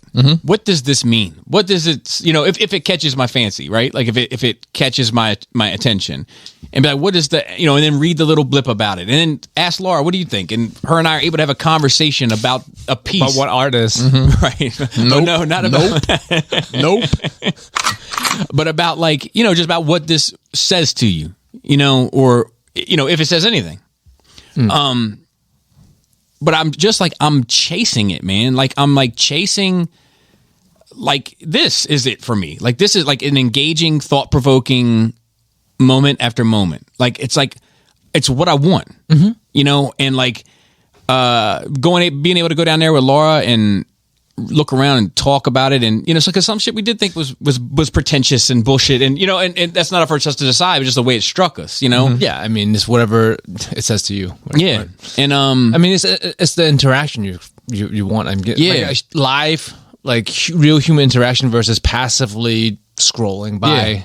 Yeah, and engaging in something. Yeah, where I feel I'm viewing this thing, but not in a disposable way, and an exchange of ideas and thoughts. Yeah. So anyway, I had a fucking blast. That's awesome. Yeah. I'm still watching Righteous Gemstones. You anything good down there? While you're down there? No. Pizza? No. Because I was, I'm eating fairly well, so I planned my day accordingly. So Did you plan for this pizza you crushed today? Yeah, well, so it was. I did. Now I'm gonna have to pay for it later. It was to Valentine's Day. Oh yes, happy Valentine's Day to us, to everybody with or without a significant other. Yeah, and I told you, thanks, Matt B. You want to see how I'm going to celebrate? Oh no, I think that's for us. Okay, I thought you were going to show me something that's for OnlyFans. Oh no. But speaking of which, my wife and I celebrated our anniversary this past weekend. Because we had the ability to have childcare. And we played it low key. Just watched some TV, but just the two of us. Just got naked. Just stayed naked for 14 hours. Wow. Just ate and fucked. Good times. And watched TV that was emotionally engaging. We were pretty much caught up on Euphoria. And I think this is not but just to give you an idea, 9 times in 12 to 14 hours. That's a lot. Even for me, it was after we were just like kids again. It was. But it was a great night. It's probably because you don't get it enough.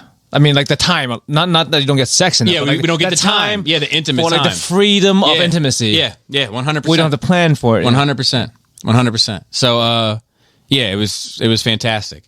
I did also watch a Peacemaker without any spoilers, Chris, to respect your position on it. I do want to give you my notes on it that are spoiler free. Peacemaker might be perfect. I care about the heroes. I understand and dislike the villains. It has heart, soul, interesting characters, fairly well all fleshed out, good action, and good comedy. Good. Glad to hear it. It's really well done. It's what you wish Star Wars was. So, do you want James Gunn to do Star Wars? Because this is not the kind of thing you want, though. So it's funny. I would love to, but he couldn't do the nastiness, though. I was watching it this past week because it's getting a little sci-fi. Peacemaker is. It has to. I mean... And I was thinking to myself, I would be what does a James Gunn Boba Fett look like? Dank Ferrick, constantly. But yeah, okay. So one other thing I got to talk about. How many dick jokes can you make about a Transdoshan? Everybody's been hitting me up about it. The New York City mayor is trying to ban drill music. What? From the radio. Why? Dumb. From videos and from social media. What? So it's funny because I bet I've talked about drill music and it's become a joke here, right? Yes, it has. And is Chief Keef responsible for drill music? Yes. I watched a video the other day. Yes, but so he's responsible for shit I don't like for Chicago drill music. Okay, so.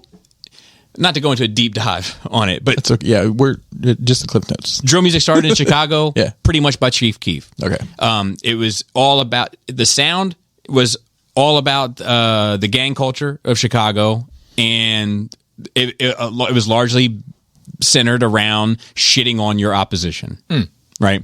The next movement of it was in the UK, but they changed the sound. They did their own sound to it. Okay. New York took the UK instrumentals and started making songs to them that were gang-centered, gang-centric also, and that became New York drill. So New York drill is kind of a combination of the gang culture of Chicago with the UK drill sound. Okay. Just real quick, like the mayor of New York City has nothing else to worry about, right? Obviously. Right.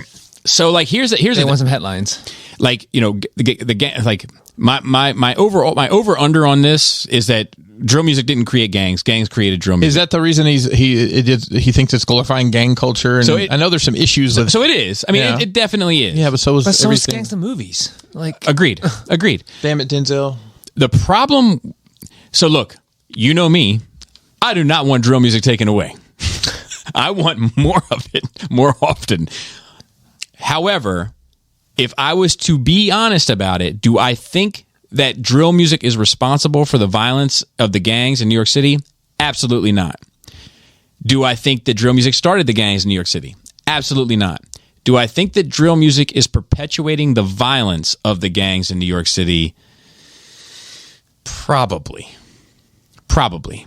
Because they are basically often taunting, and like if you have these two guys that are in different gangs, they may never see each other.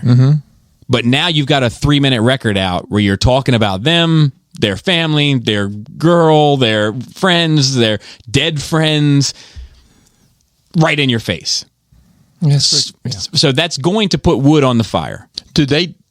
Forgive my ignorance of the lyrical content. Do they talk in a? Do they talk shit about the police during their performances? I mean, it might be brief, like that's not the point. yeah, It's not okay. So I'm just thinking like, well, the FBI got involved with NWA and then they sold 1 million records because of it. Yeah. I mean, it's so these guys pretty no much such thing as bad publicity. that's true. Unless you're Bill Cosby.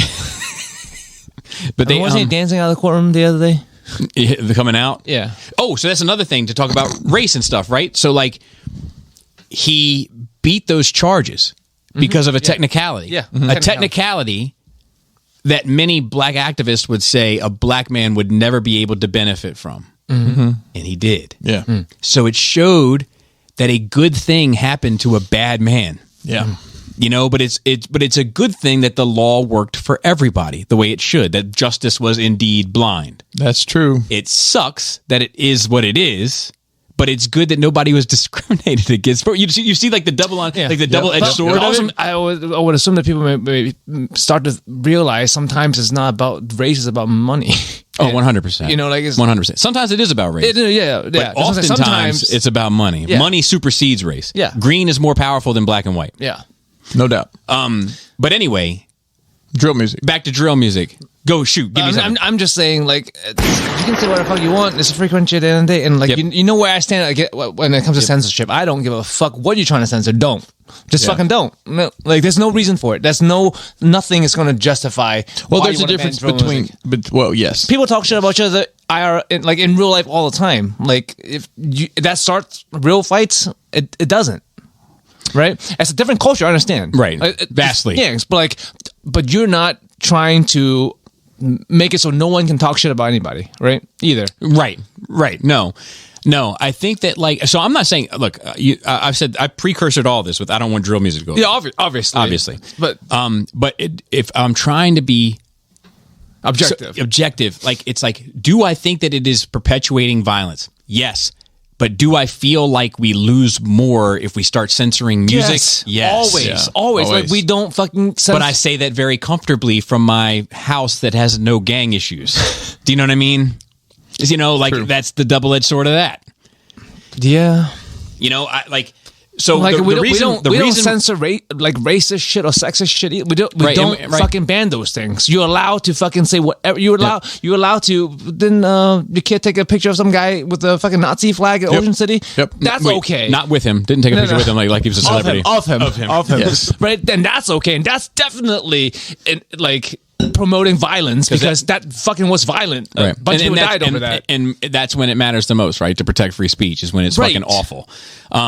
Which I agree. I agree with you. I just don't know what the right answer is. Like, I mean, like the reason why this has happened. Well, it's solve the source of the problem. Fucking deal with the gangs, not the fucking music that I agree. the gangs came from. I agree. But this is also that's just treating the bearers of children. That's putting a Band-Aid on a cut that's infected. Deal with the fucking infection. Why don't they just get Tekashi I agree, but where this to negotiate? right. But this is also happening in Brooklyn, another place where there was defund the police. Mm-hmm. That's why I'm not the mayor. Right. So it's like that's the catch-22, right? Yep. So that you gotta figure that shit out, and this is not it. Right. I don't know what it is, but this is not it. Yeah, I agree. But this all started real quick, and then we can get off this because a guy that's part of the Cho conglomerate of gangs was shot 3 times, I think, and he survived. Mm-hmm. But because he was shot 3 times, 2 Wu guys were killed. Well, I don't know if directly, but it started a chain of events. This is a different gang for those that don't know what you're the Wus and the Chos are like the New York Bloods and Crips. Okay. They sound Asian. Yeah, they do. It's WOO. The Wus always let out doves, like John Woo. Yeah. After they kill somebody. So they're not even gangs. They're like conglomerates. Mm-hmm. So the Wus are Bloods, Crips, and like a few other smaller gangs, and then the Chos are largely made up of gangster disciples. But there's actually Bloods and Crips in them too, but just different sets. But largely gangster disciples of Chicago fame. Okay. But anyway, then 2 Wu guys were killed. One of them, all these guys are kids. Mm-hmm. Like 16 to 22 ish. Yep. So anyway, that's it. I don't want to see drill go away. I don't think you have anything to worry about. No. But at the same time, that Midwest drill, the St. Louis drill will be out soon. I want these kids to stop killing each other. Because it's certainly not worth that either. But what are you gonna do? I'm only one man, Chris. I don't care what they do as long as they don't hurt innocent bystanders. No collateral damage. You can kill each other if you want. That's what you want to do. I mean, I understand your point, but you're hurting innocent bystanders because you're talking about mothers of 18-year-old kids. And I know that at 18-year-old, Bobby was definitely not in a position to be making decisions or considering the repercussions for my grandparent, my grandma. You know what I mean? Like, that's a good point. These are kids. I think Joe's mainly talking about street sweepers and not mowing down innocent. Yeah, just other people not getting shot. I know, but I don't want 18 and 17-year-old kids getting shot because they don't have a full developed brain. You know what I mean? Like, I want it to stop. I do. I want what's best for these kids, and I hope that music takes off for them and they can pursue those dreams. But the last thing I wanted to say. In Euphoria, there's this drug queen pen. Drug, not a great rapper. Yes, you're right about that. Drug queen pen, who's like this middle-aged white woman that has a very monotone way of talking and yelling. She doesn't really get too excited, and even in this episode, she says, "I don't really get mad." Oh wait, I may have got mad once. No, I wasn't mad. I don't really get mad. Like, it's just how she talks, right? So she ends up fronting $50,000 worth of, or she wants to front $50,000 worth of drugs to this drug addict that she doesn't realize is a drug addict. The drug addict has a moment of clarity and only accepts $10,000 worth of drugs. Wow. Still manages to fuck it up. Of course. But before she fucks it up, as she's walking out, this queen pin says one of the hardest lines I've heard in a long time. She says, "Rue, if you screw up this, I'm going to have you kidnapped and sold to some really sick people." Wow. She still fucked it up. So I guess the next couple episodes are going to be interesting, huh? I mean, like, fair is fair. She told you. You probably should have fucked it up. I'm going to have you kidnapped and sold to some really sick people. And she's a 16, 17-year-old female. to put it in perspective. All right. And with that, we can move on to notes, of which there are some significant ones this week. Yeah, man. Oh, wow. Yeah. So, Joe versus Carol Baskin's movie or show is coming. It may be a show. It's on Peacock. Yeah. So did you? It should be on Netflix. Come on now. I agree. It does look like them. They do. Kate McKinnon from. It's a drama. Yeah. Based on the events. No. So Kate it's going to be hilarious. It's going to be inadvertently hilarious, isn't it? Right. Yeah. Probably. Kate McKinnon from Saturday Night Live fame. She's been in a lot. She was in Bridesmaids, stuff like that. She's playing Carol Baskin. That bitch Carol Baskin. And I don't know. I don't recognize the person that's playing. Honestly, I thought it was her playing both roles at first because she can. No, she can pull that off. Right. She's really good, but it's not. It's somebody I've never heard of. Ain't no Eddie Murphy, bro. But I'm not sure. My only issue with this is I'm not sure if I need or if I benefit from this story having heard this story so recently. Okay, you know what I mean? Yeah, it's the only thing. I'm in. This may be for the people that have heard of Tiger King but never saw it. Yeah, but they're missing out. All They are. three. Yeah. Season 1, Season 2, and a spinoff of fucking great. a beautiful disaster. Bruh. Jurassic World Domination trailer. Oh, Yes. is it like I don't know if it has anything to do with this shit, but like they're cracking down on making it illegal to transport exotic animals across state line now. That popped up on my radar. I think they are cracking down on a number of exotic animal laws as a result of. Right, so it is. I was wondering if it's I can't tell you that one in particular. There's coincidence or because of this shit. But there's more tigers in the state of Texas than there are in the wild. That's both a good Because and a people bad keep them as pets. Wow. Yeah, that's true. Yeah. Wow. But also it keeps the they know tiger of. population higher. Help control the tiger population. Have your tigers spayed or neutered. You're welcome. I don't think you want us. We want more, right? I don't know. Do we? Jurassic World Domination. Yep. I have not seen. I saw it.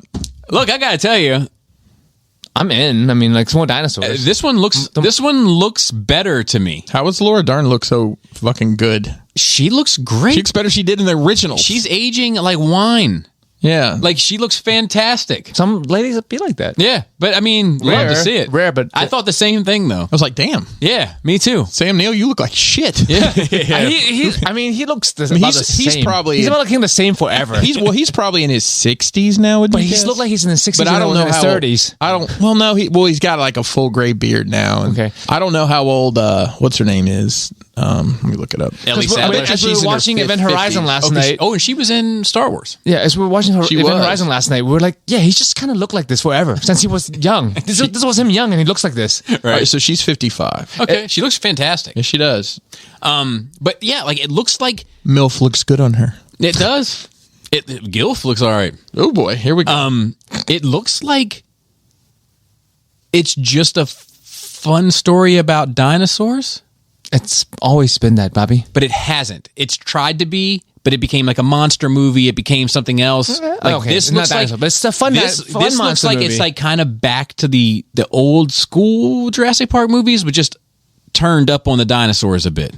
You know, because they don't have to explain it anymore. Well, I mean, and if I'm make sure I remember the epic events of the Last of Kingdom is there's just dinosaurs in the world now, right? Yeah. Yes. And just the fact that you might go out to get the mailbox and a raptor's there, I mean, that's fucking horrifying. Yeah. Yeah. So just to be living in that world to me it's going to be an interesting story from that point of view. yeah, but I mean, like you get to see feathered raptors. You get to see like But why is she? Let me ask you this. All right, you're an archaeologist. You've been digging in the dirt for the past 30 years. All of a sudden, there's dinosaurs running around. Are you still going to be digging in the dirt? Or are you going to be trying to? yeah, They talked about that it in the first. I mean, they talked about it in the first Right. movie, and we're like just going to put it out. we're extinct. Well, the reason I say that is in the trailer, it appears that is it Ellie? Ellie Sattler. She's in some sort of tent that's set up, like they would be digging in the dirt. But I mean, they also said the Sam Neill character is like, these aren't dinosaurs. These were never dinosaurs. This is some genetic creation for amusement. Right. Like it's not like the bones we're digging up. Yeah. Right. You know, so I'm like, yeah, that makes sense. Yeah. Like you can't study these things because they're fucking genetically spliced to be Right. wherever they are. There's also this bit with Mattel. Have you seen this at all? Toilet? Yep. So Mattel has basically filed copyright strikes against a handful of reviewers that reviewed Jurassic World Dominion, whatever it's called, toys that they purchased and got a receipt for on YouTube. Was it because they didn't want it out there yet? Or because the embargo, there's an embargo on the movie, a spoiler review embargo, and they're saying that this falls underneath that. So basically, I don't think yourself. I don't think you So can. basically, Mattel's trying to cover their ass because they fucked up and shipped stuff too soon. Yeah, they can go fuck themselves. Or they don't want to fucking lose their fucking political connections with Walmart and Target, so they'd rather take it out on some fucking content creator with 16,000 subscribers. Right. Which is bullshit. But there's nothing. How though? They did nothing. They bought toys with receipts. Yeah, I hear I don't you. know, like this. Like a handful of guys have had their YouTube channel shut down, Instagram shut down, like wild shit. That's ridiculous, man. It is. Yeah, it's pretty crazy. This is how like fucking corporations shouldn't be counted as people. Yep, I agree. Like, because it doesn't fucking make sense, even when saying it out loud. Like, how does it stand up in the? How does a fucking judge sit there with a straight face and be like, "Yeah, I'll go surf these papers," Yeah. or whatever? I'm like, or instead of saying, "No, that's ridiculous." Could you imagine being like the person at YouTube that has to review all that shit? Like the people submitting copyright strikes and stuff. Yeah. Like what? And these people should automatically be like, toy dinosaur. like just automatically pass this shit. Yeah. I mean, it's probably the same fucking guy who fucking copyright strike Bobby against himself. Yeah, that's what it was. How do you lose against yourself, bro? I'm the only one. Lose yourself in the moment. The music. On your own copyright strike. Spaghetti. Real quick, when Eminem is doing an event, which he doesn't do a lot of concerts and shit, just because he says it makes him want to do bad things, basically. Right. So he did do like a pop up shop. He has a pop up restaurant. You want to guess what the name of his pop up restaurant is? Mom's Spaghetti. Mom's Spaghetti. Oh, hell yeah! And it comes in a little like a Chinese food fold up box. Why Chinese food? Oh, I've seen it. I've seen it. And they have a sketty sandwich too. I just thought that was funny that he did. He did it in LA this weekend. And then there was the Doctor Strange trailer. Oh, I didn't watch it because I don't. I watched it like 3 times. Because I already know I'm going to watch the movie. If I know I'm going to watch a movie, I'm not going to watch it later. So I watched it once. Okay. Is that Patrick Stewart? Appears to be. It appears to be Patrick Stewart saying, "What should we tell him?" or something like that. I'm guessing that's the Illuminati of another universe. That's kind of what the thought process is for that. Yeah. I mean, Doctor Strange and Professor X being in the same room as the Illuminati. Yeah, but they're talking to Doctor Strange, but it's like this universe is Doctor different Strange. Doctor Strange. Yeah. I think that movie is going to be good, but I think it's going to be one of those things you're going to probably have to watch twice to figure out what the fuck's going on. It's going to be because Sam Raimi, who's directing this, what do you think of Sam Raimi as a director? What else has he done? He did the original Spider-Man trilogy. He did the Trash. Evil Dead stuff. He's done a lot more horror leaning stuff over the years. So I'll tell you what worries me about this movie is that it's going to be Doctor Strange fighting the bad Doctor Strange, just like every other fucking Marvel movie.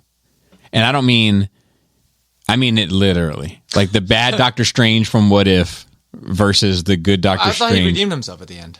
Well, this one doesn't look redeemed, and it's definitely him in a black suit doing bad magic things.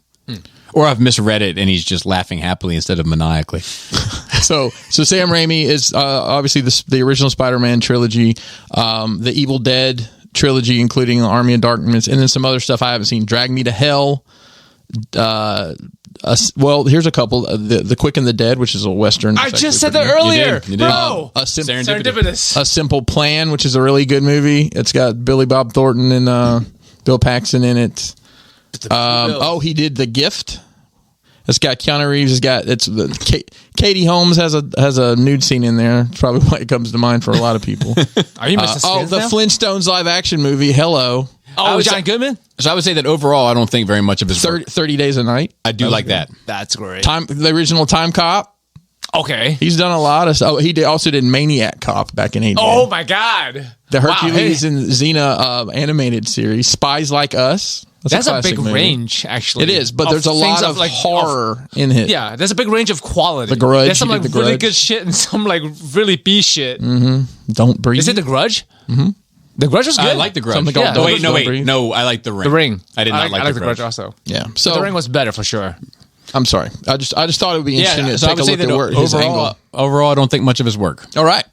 All right. Hey, But I do like that one, whichever one I'm 30 Days a Night. 30 Days a Night. I do like that. And I like the sequel to that a lot of people are so I'll tell you, on the Super Bowl, like one of the very first things they showed, they started showing the trailer, and I paused it because Mason was like, Mason, they're showing the trailer, and they come out, and it's just a 30-second. He said, see the full ad, see online for the full. So we're on YouTube, both just trying to find it. They tweeted it out, and then you could find it through YouTube. I'm like, why is it so hard to fucking find this? So we watched the full 2.5 minute trailer. It's fucking great. I thought it was great. There's so much packed into it. There is a lot packed into it. I'm excited to see. That's what she So said. to speak. Then there was the DC promo video, 1 minute long about What is that? So they show clips from the Batman coming March 4th. Okay. They show clips from the Black Adam. Is the Rock in it? The Rock in it. Yeah. So Which I'm guessing that's the one with Hawkman and Atom Smasher. I would imagine in so. it. Adam Smasher. Yeah. Fucking. And Dr. Fate, which he looked badass to me. And then they showed Some from Aquaman stuff. 2. Yeah. And Flash. Yes. was what it was. They were like, it was like just Hey, it was kind of like, upcoming DC hey, projects. we're still here. Yeah. We still have stuff coming. Yeah. So here's what I find alarming about it. I think the most exciting stuff is going to be, the most exciting things that I saw in this promo appear to be cameos in somebody else's movie. When I saw Hawkman and Dr. Fate and Adam Smash, I was like, man, that's fucking cool. Look at Hawkman. Look, Dr. Fate flying around doing Dr. And I was like, but that's probably going to be like a 2-second clip in the fucking Black Adam movie. It could also be the boots to a series or do a movie. I mean, of these it's characters. Justice Society. But yeah, I mean, whatever. Whatever. I'll check it out. I wouldn't say that I'm excited. I would say that I'm available. That's fair. But I feel that way about the Marvel shit too, and Star Wars at this point too. Like I'm available. I'll be watching your films in between really quality content on HBO. So, a punishing new logo. Oh. It's dumb. It's dumb, and I think it's for this story. I think it's so not too. a permanent thing. He's with the hand now for whatever reason. Yeah, the Punisher will be getting a new logo. Dumb. New artwork. December, Marvel announced that Frank Castle would be getting a new ongoing series, thrusting him into a different role as the leader of the hand every year. Yeah. What drew many eyes to the news, though, was the fact the Punisher Skull logo now is a controversial to some, would be altered for the series. So I hope it's just for this series because it looks fucking awful. Looks some kind of Cthulhu monster. And once again, skulls don't hurt people. That's right. Skulls are what happened after you hurt someone. off. Yeah. And then Obi-Wan, Ewan McGregor spoke a little bit, obviously not much, about the upcoming Obi-Wan show. When's it out? May 25th. May. That one I'm looking forward to. Yes. Yeah, me too. He said it was a great experience, but this Hollywood cocksucking bullshit that I can't stand. Yep. But Just saying a bunch of shit without saying anything. yeah. But okay, I think it's no secret that Hayden Christensen comes back and we get to play scenes together again as Obi-Wan Kenobi and Anakin Skywalker. Do you think they're going to be flashbacks? I'm to guessing. them as I'm guessing. a couple, or but I'm whatever? guessing Because they don't meet again after that. they might. They might. Because the only thing that he says about it in reference is when we last fought, I was just a learner. Now I am a master. But that's the only context. That could have been. I mean, a sparring match. Well, we've always thought that was referencing Mustafar, but Right. it could be Could be referencing something else. Yeah, because they fought there. He was burnt and turned into James Earl Jones, and then Yoda was like, "Take these kids." It's a horrible way to describe that, but fair. also perfect. And then Yoda's like, "Take these kids and fuck off to the planet," and then that's what he did. It's what time in between is there to meet Darth Vader? So, I mean, 17 years. But that would assume that he would have had to left Tatooine. But it would also mean that Vader would know where Exactly, Obi-Wan. that's what I'm saying. Yeah. Well, apparently, from what I've read, Hope they're spoiler free, flashbacks. this is they better be. they leave Tatooine. This doesn't all take place on Tatooine. Oh, okay. The way I understand it, which I have mixed feelings about. Well, I'm happy just because I've spent a lot of time on Tatooine here recently. Sand gets everywhere. It gets everywhere on every show. It's cheap on location to It shoot. is. It gets on every show. It is. Said, I'm not going to give away anything else about the storyline. Only I think it's really going to satisfy Star Wars fans. I always felt there was a story. Star Wars fans, though? Yeah, exactly. I always felt there was a story between episode 3 where I finished playing Obi-Wan in the movies and episode 4 where Alec Guinness is Obi-Wan. Obviously. The Obi-Wan series writers and Deb and I and everyone, I think we crafted or they crafted a very fine story. I think people are going to like it. So maybe they set the expectations really low with Boba Fett, just so this is going to look amazing in comparison. Maybe. Speaking of Star Wars expectations, have you been keeping up with any of this scuttlebutt about this theme hotel fiasco that they have going on down in Orlando? No, I haven't heard any new reason. I know that it's expensive as fuck. It's expensive as fuck. They put out this, I guess, sizzle reel kind of trailer thing, and it was the kid from the Goldbergs. The blonde-headed kid with glasses. That's I guess the lead in that show, the TV show, The Goldbergs. Except now he's 26, and he's they took the trailer down. It got so poorly received because he's this fake excited the whole time, which he probably did exactly what they told him, but it just did not read well. So now it's coming out they're not saying you have to be in costume, but they're encouraging you to be in costume. And if you go to the Disney, Shop Disney or whatever, there's a place on there where you can buy some pretty nice looking costume choices, but you can only buy those if you're going. You can't, like me and you, we couldn't go there right now and order it, which is crazy. Well, I'll tell you. And then they have extra small and up to extra large in a men's size. And the guy, I was watching a YouTube video, he was like, have they met Star Wars fans? You're going to need some 2X and 3X for that. What's funny is it was when I was down there, the immersive interactive element of it is pretty fun. Not necessarily for me because I'm a grown adult, but for my kids and shit. The baby had a Darth Vader stuffed animal. And she was carrying it around, and we got on this ride, one of the rebel troopers rescues you from the ride, and he's like, "What is that? Get that filthy propaganda out of my sight!"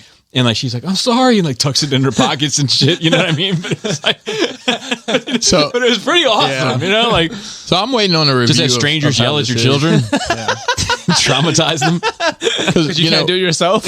So it's a 2-day immersive experience, and half of one of those days is going to Baku. What is the name of the planet you go to? Right. And they've showed the behind the scenes, and it's these panel vans they've got where they load, you never see the outside of it. They load you in on this, you're going on this galactic adventure to land in Baku or wherever it is.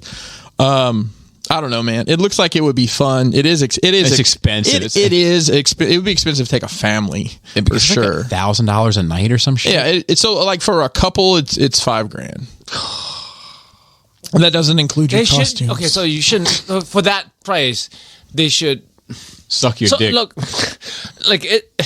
it's a luxury thing, right? It is. That you want to do this. You're paying for an exclusive experience, and I don't think is unfair if they were part of the rules is you have to wear costumes. That's being mandatory for fun for everybody. I don't think that's a problem. I think they should do that. Yeah. But at the same time, it should be provided rented bowling shoes, thing. where in your closet when you get there, there's your rebel uniform. You have two sets of one for every day. So one change for every day. You need It's only 2 days. It's only 2 days. So it's only 2 days. It should be 2 sets of clothes for each person that paid $1,000, whatever a night. I like the way you think, Joe. That's also. Apparently, a bunch of people canceled.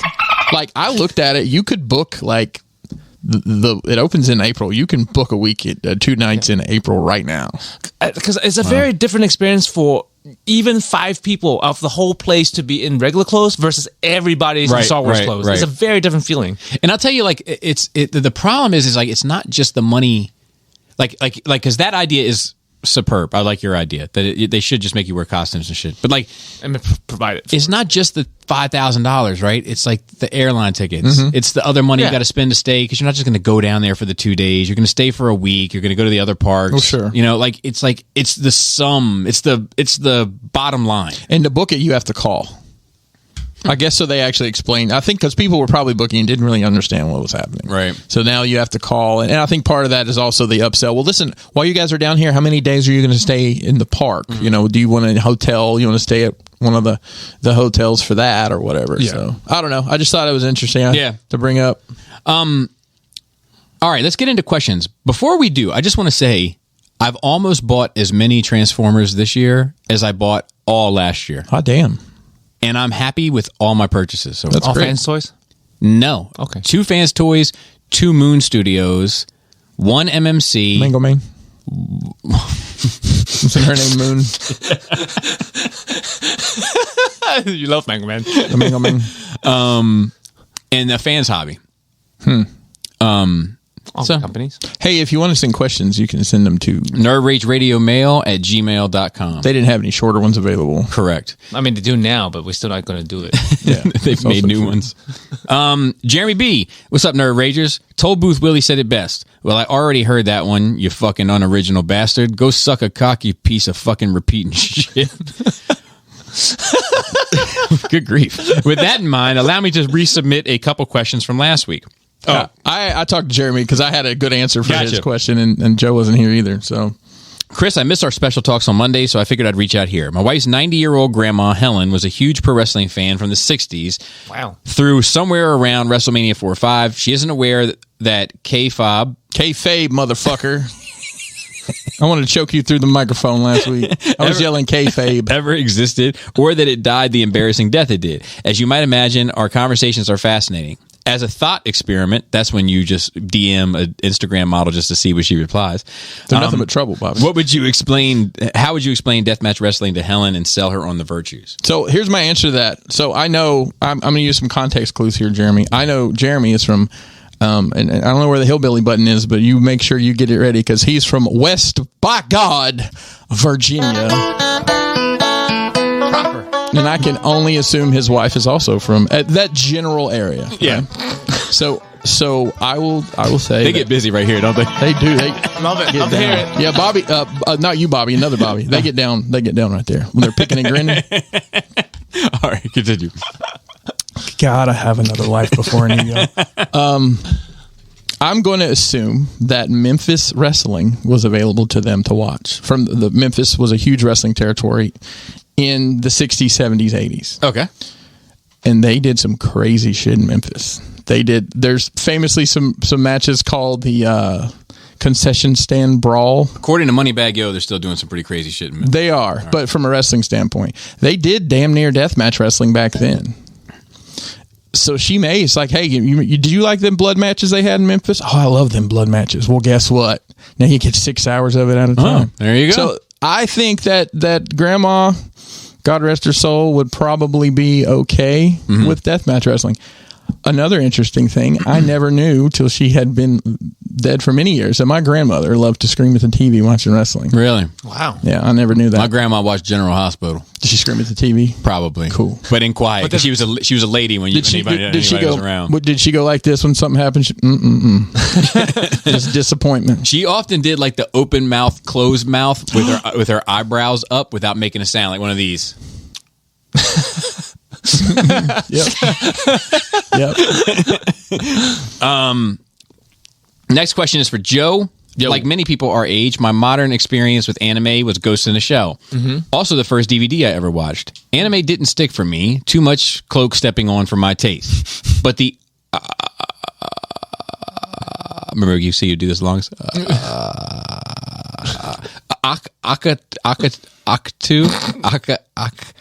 Achnelfolie. OKATU. Attack on Titan. It's like a word. Oh, let me see. OKATU. Let me just maybe for context. Akatu culture. Oh, he spelled it wrong. It's otaku. It's okay. OTAKU. Oh, okay. Otaku culture continues to interest me. Were you into anime before this time? And if so, how did it work before streaming and DVD made things more accessible? I mean, I was born into it and molded by it. Like anime was just cartoons growing up in Hong Kong. There was a big drought when I came. Like when I came when I was 10, there was a time between when I was 10 and Toonami. There was no such thing as anime, and all the friends I did have, I tried to spread the word, and the only place I could get it is I don't know if they have those like Chinese the corner marts sometimes have like a rental in the back corner for foreign films, for like home films on tape. So I would rent anime on tape from my local Chinese grocery stores. It's different culture because What Chinese grocery store did you go to? It's the one by Comics to Astonish. Oh, okay. You know, okay. like, Yep. Right in this. Right in this. It's adjacent to Comics to Astonish. Exactly. Yep. They rent out. Is it called One Buy? What? You said it was One Buy. I don't know. Are we back to it was a little bit of sauce on it. Yeah. One Buy? Are we back to Bing Bong Ching Chong now? No, dude, I didn't do that. It was called Wonton Buy. Oh, is it like Wi-Fi buys? Caught it. We had that down south. It was called Tweeter. This is awful. Continue. But yeah, no, there was no like otaku culture when I was growing up. Otaku culture started in America as it became like its own thing, and anime culture became its own thing in America. Everybody in my family except me is going to something this weekend, anime related. Katsucon, maybe? Oh yeah. Is that this weekend? Yeah. I went to MacFest. MacFest was a few weeks ago. Katsucon's a big one. They're in the throes of. Well, just let's talk about that real quick. Well, Gaylord. Is that a legit a 2-day thing to walk through it all?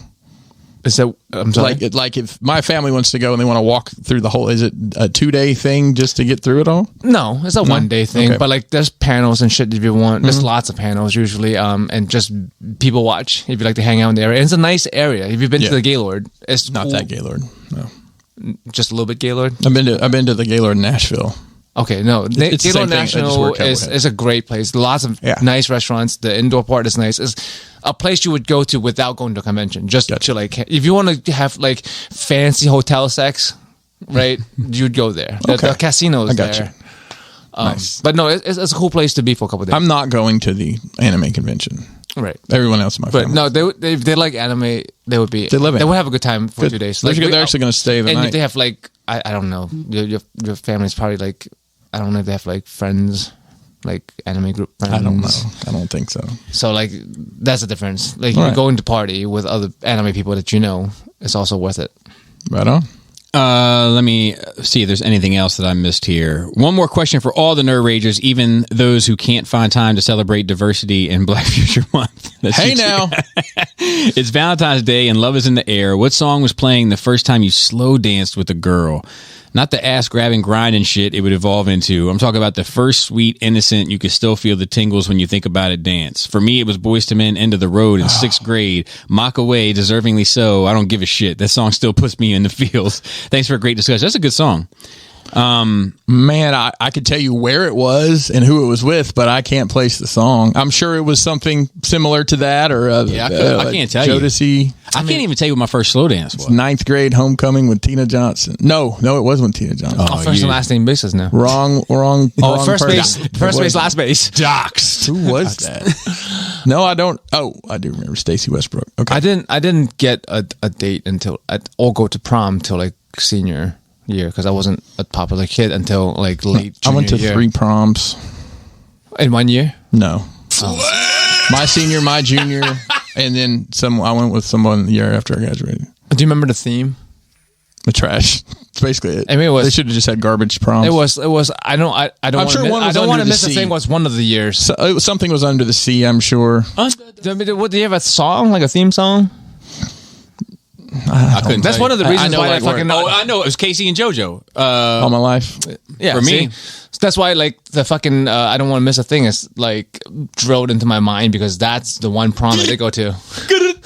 Drill. Can you imagine a drill version of I don't want to miss a thing? Sign it up. I don't want to miss a thing. The drill version is about his ops that he would not want to miss a thing when they were coming through. So he could fucking kill them. Build the booth. So I have no idea. I have no idea. I still have that little the little cup. I don't know you guys. I'm not really a slow dancer. Like I don't cuddle with a bitch. I don't do. I'm just kidding.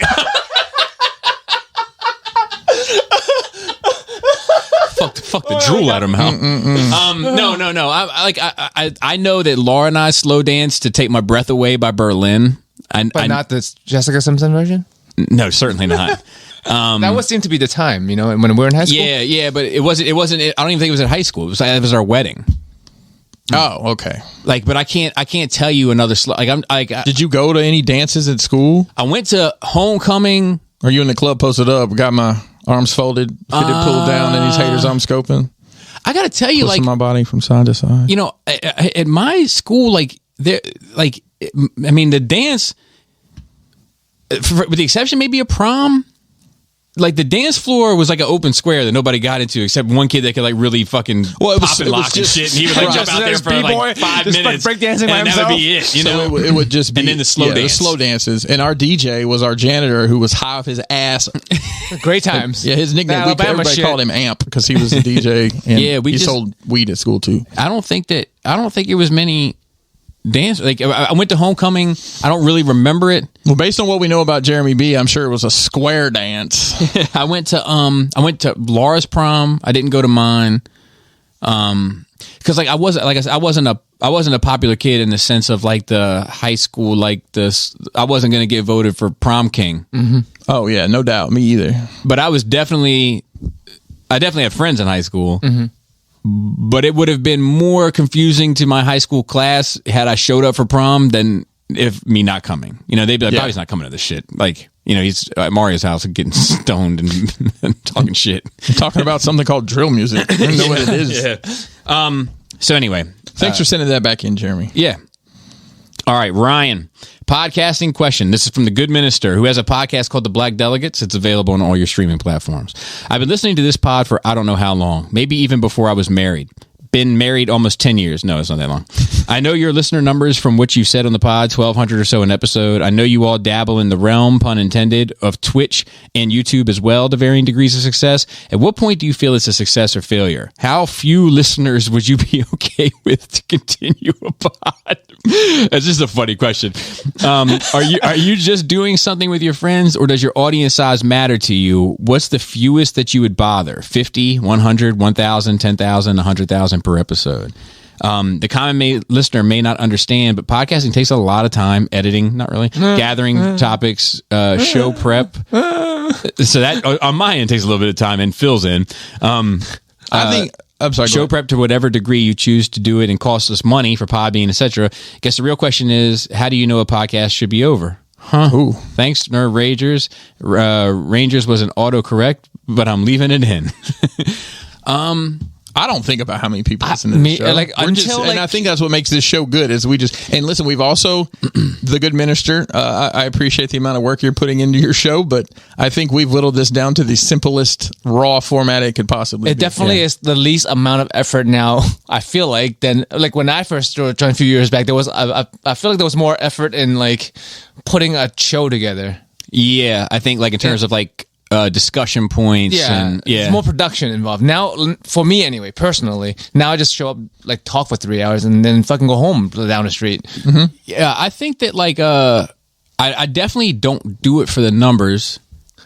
Like until you said we were in the charts, I always say I don't even. It doesn't. I know that we've been listened to, so sometimes I address the audience, but it's not in my mind that like a fucking bunch of people are listening. Right. Like I'm here to talk to my friends. Right. So like that's the thing is that like. I'm appreciating the success of it, but I'm not worried about it. If it goes to 5 people, but those 5 people, see, it's kind of what Patreon has taught me in many ways. Like, I got 30,000. A lot of people hit me up recently saying, "Congrats on 30,000." I was like, "Oh, congrats on 30,000." Yeah, Robert D informed me the moment it happened. Bubba.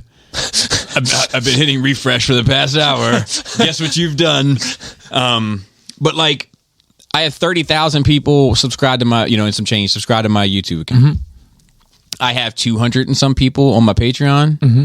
That number means way more to me than the 30,000 number. Mm-hmm. So it's not about the number to me. It's about the quality of listener. Mm. Like, I think that this show also benefits from people that like we get a ton of questions like every week that we don't really ask for, but it helps make the show what it is, and it's become more interactive, like less just talking to the void. Yeah. So like, I think when the show is over when you start not caring about doing it. I think it's a personal thing, not an outside thing. Like when you're like, man, like when I knew that I needed to readdress Shattercast, when sometimes I feel like, man, I don't feel like doing this shit tonight. Yeah, I remember when you used to be like, "Oh, I got another show to do tonight." Yeah, like that's I think when it's not about the listener number, it's about how you feel about doing it. You know, I think it's also personal. Even though there's three of us on this podcast, all three of us probably have a little bit something different that we want from the show or getting out of the show or would make us want to stop the show. Like, for me, it would be like, if we stop having things to talk about, if I don't want to talk to you guys anymore, that would be the only time I wouldn't want to do it. Yeah, that would make sense as to there's a reason not to do it. Yeah, sure. like, I mean, like sometimes we have serious topics. Sometimes we have like really interesting like shows or movies that's coming. But a lot of times we're just bullshitting, right? And that's what I'm here for. Yeah. Right. Yeah. If I ever find a time where I'm like, I'm coming here to go through the motion to put a show out, then I have to reevaluate. Right. Yeah, I agree. And then let's see what else. But Twitch is a little bit different. Just speaking from my end, because it's not a pre-recorded thing; it's a live thing, and it's an interactive thing. So it's a little bit nicer when you have a buffer, like when we do two people show, like me and Krista is on a show. But if you're twitching by yourself, you probably need a medical clerk. Call 911. I'm following. I can't get up button. Yeah. It becomes effort if you weren't established, because you have. If you're not a thing where it's just someone watching you do something, right? Usually, people come to Twitch for interaction. So if you don't have enough people in the audience, or the audience is not interactive, they're not typing in chat, there's nothing for you to go off of. You have to just come up with shit to bullshit about on your own. Like, if that becomes a regular thing, I wouldn't do it. Okay, because it feels like work. It feels like work, and also it's awkward. Right. It's awkward just making small talk to, like, it feels like there's people just staring at you to fucking give them content, right? And it's not interactive anymore. Where now it's like our shows is not a shit ton of people, but the chat is always active. There's always someone saying something. There's always us talking to somebody. Right. And that's what keeps it going. Kevin R. writes in, 2 things. 2 musically viable people heard Crown on my playlist. That line about making yourself a crown to play king for a day caught them. I believe it's called The Hook. One is my bonus stepson. He is 8, but a normie at 16. Well, he said, "What's this shit? I like it." 2, I'm a horrible influence on my kids because I might do whatever Joe does and watch YouTube while I drive. I watch all kinds of things while I'm driving. Everything else but the road. Next one is from Ryan. He says, Geriatric Park. By the power of Grayskull, nerd rage. Just saw the new Jurassic World trailer. I think it looks pretty cool. Overplayed series, but still kind of want to see it. Anywho, why is Hollywood having such a hard time figuring out where to advertise? YouTube seems to kind of be the only place that I ever see any advertisements these days. Even Instagram has knocked back the number of advertisements that I've been seeing lately. Not me. Some people turn off advertisements also. Yeah, and some people pay to get out of advertising. Yeah. That's right. I will tell you something. You want to hear something crazy? My wife and I walked into Lovesac. That's not a double entendre. It's a viable business. We walked in. We sat down on the couch. We talked to a store representative that was quite sweet. I'm fond of her. Did they sit down with you? They did. Okay. And I asked her for her card because I want her to get the commission. I quite liked her. Anyway, I say that to say this. She was like, you'll probably get an email from Lovesac because, you walked into the store and it'll probably be on your Instagram feed. And I laughed because I know what she means, right? But there's no way the store can just email you. The store emailed us. Nice. Yes. We never gave them an email. No, it doesn't have to. Depends on what service you have too, I think. How the fuck does that happen? You have Apple? Yeah. I mean, but she didn't know that. And you didn't fill out. A lot of people have Apple. You didn't fill out anything at all. Nothing. No, I mean, it's a location thing, man. Yeah, I guess so. Like it's all tied. Your email is tied to your phone, tied to your account. Like if someone has access to your phone, they automatically can send you email. It's just a really small store, Like it's crazy. I mean, the satellites are real good, man. They know exactly where you are. Yeah, they know when you're in a store. Yeah, in the mall. But they do and they don't. Like I happen to know a little bit about that. Yeah, like location services and stuff. Yeah, it's close. Yeah, but it ain't. But also verbal context. It ain't close. It's listening to you. It's listening. Well, I would imagine they have a network and you pinged their network. Right. And it's just crazy. It's a Wi-Fi or whatever. It's not a conspiracy thing. Like it sounds funny, but it sounds like, oh no, the people talking about your phone listening to you is like half joking. Like, I don't think so, man. We all experience talking about some shit and it pops up on your phone. It's definitely fucking listening. Yeah, even if it's not a person per se, it's an algorithm, it's an AI listening to keywords and then fucking showing it to you. Right. Yep. Joe, have you caught any of the Legends of Vox Machina? I will. The last 3 episodes of this season drops this Friday, I believe. I'm a binger. He said, gotta love animated tits in the first 5 minutes of the first episode, and he also said he's loving the show. I mean, I love animated tits. I watch hentai. I choose to watch hentai. I watched some hentai this morning. I'm going back to Euphoria for just a second. Oh, speaking of... Oh, yeah. That show has more dick in it than I've ever seen. You were talking about... What were we talking about the other day? There was a few episods ago, we were talking about there was a lot of dicks in Euphoria. it was that... Okay. It's getting more and more... Like, penis. It's almost like I think that we know, Yeah. It's almost like I think they're doing it to prove a point or something. But I mean, boundary. There's also erect penises, which I thought was off limits. Like it was one of those like. Well, it's HBO. Yeah, but they've never had it before. Like there's like rules to the shit. Like there has been, historically. Do you think that? Do you think it just happened to be an erect penis, or they had to fluff the guy? In this scene, So the rule was erect.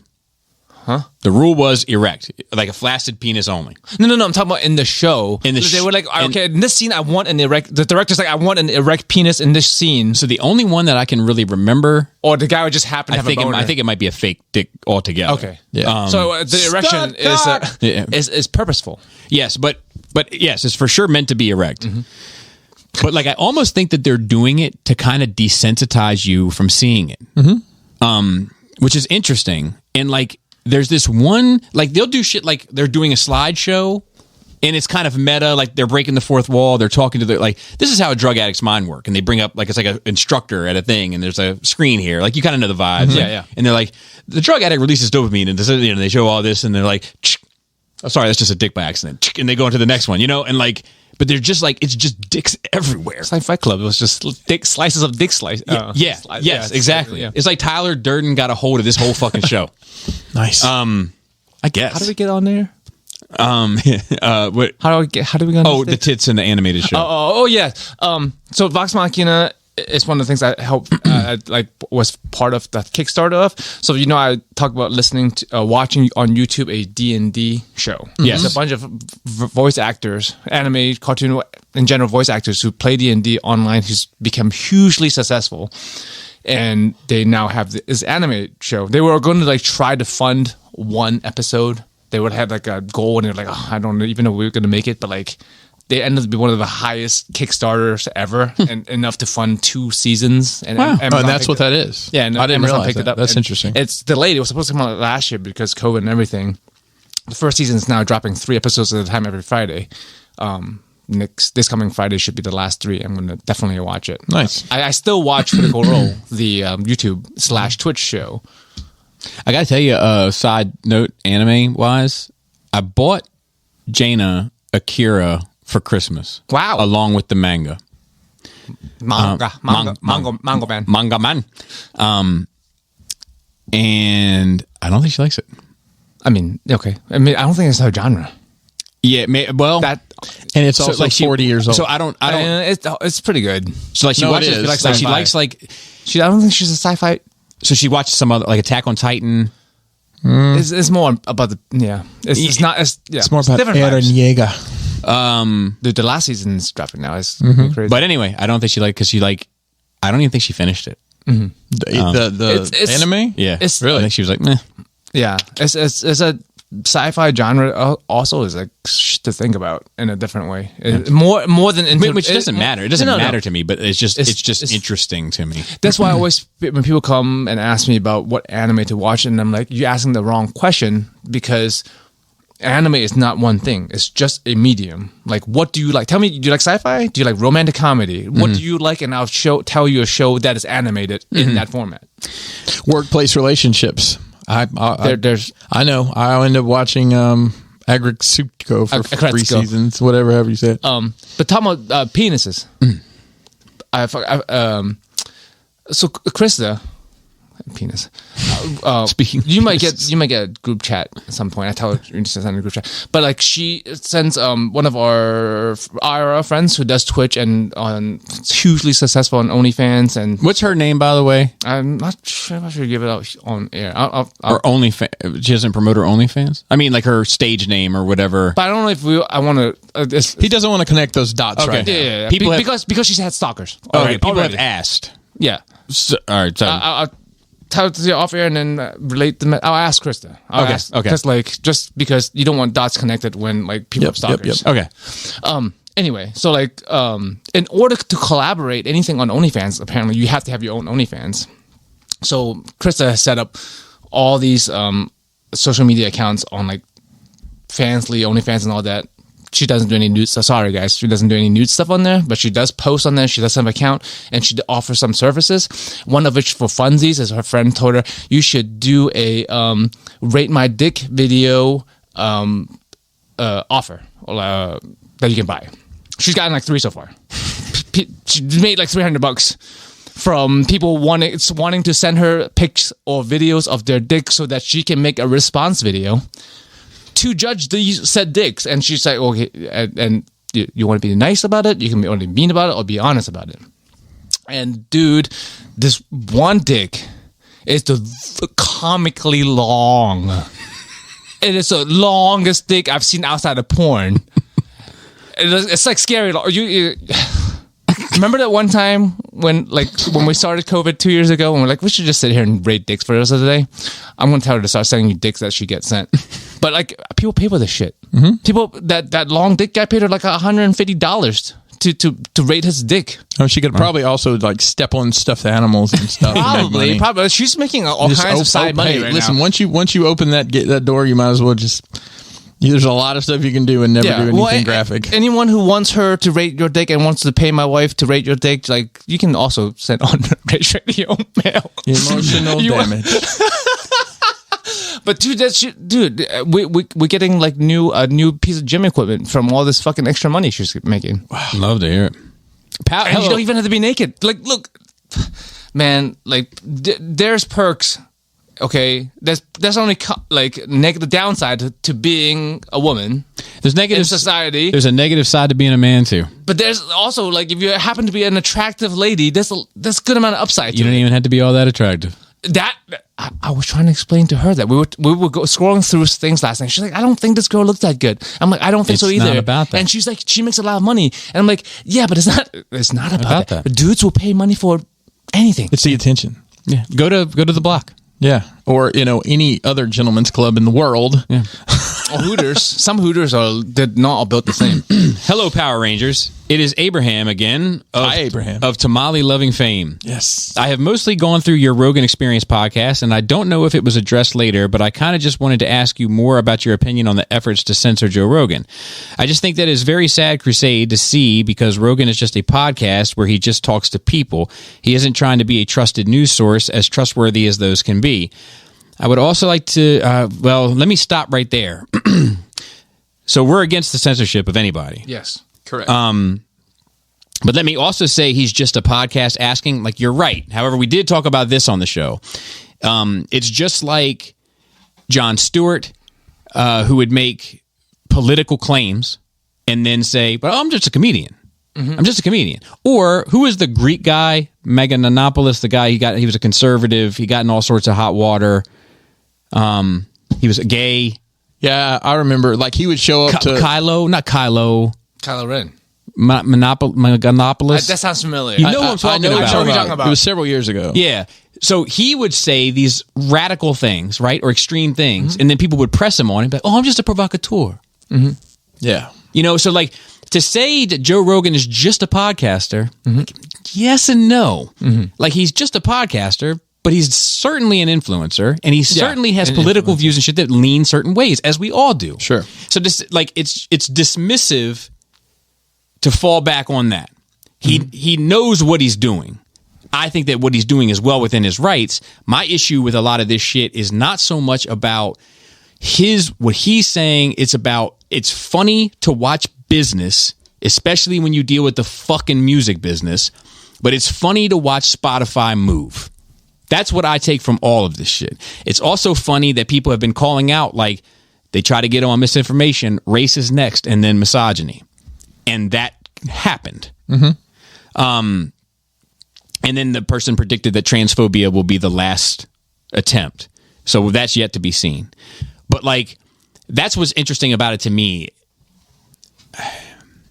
But don't think for a minute that he doesn't know what he's doing. He doesn't know what he's saying. He's just a podcaster. He says that. I'm just asking questions. I don't know. I'm just asking questions. Mm-hmm. Yes, and you should ask those questions, and you should be allowed to ask those questions, and you signed a contract with Spotify, and Spotify should honor that contract and all that shit. I agree with all that shit. Sure.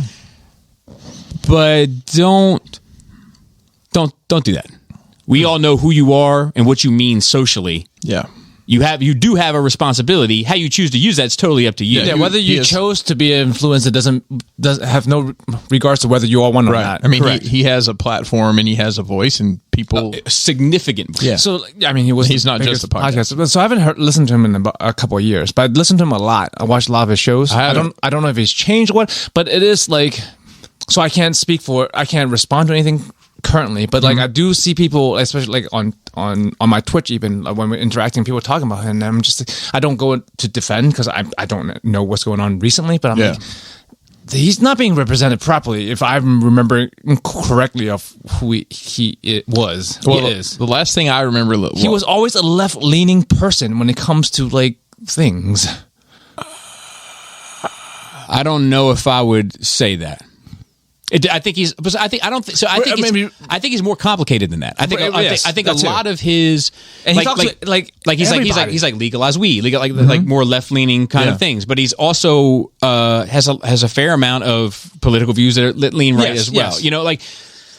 And I don't think with the guns and shit. Yeah, and I think that, like, once again, life is far more complicated than black and white. It's far more complicated than left and right. It's these variants of gray. Bars. However, it definitely, in regard to the vaccine, in regard to all this shit, I don't know anything about that. I know that's what people are talking about, and I have no idea about that. And he's not like just like this line here, right? And Abraham, you know, I love you, buddy. But like, he's not trying to be a trusted news source. In our but in the Fox News, CNN world we live in, who is a trusted news source anymore? But he's not trying to be in a CNN, any of these. Any cable news source is not a trusted news source. So like, anybody that's constantly getting money for an agenda that they have on the news, left, right, middle ground, whatever, can't be trusted because you make money from getting certain types of energy on your site. I would love to see it's probably not readily available. See what his numbers have looked like since this stink has come up. I mean, so that's the thing. One of the reasons I used to listen to him, I found a lot of the guests entertaining, but also the fact that like it wasn't anybody could be on that show. Correct. At any given time. And still can. People are like, oh, he has extreme far right people on the show. I'm like, he had extreme far left people on the show. Right. Correct. So like, but he has had, in regard to the vaccine and shit, like, he's definitely something going on there.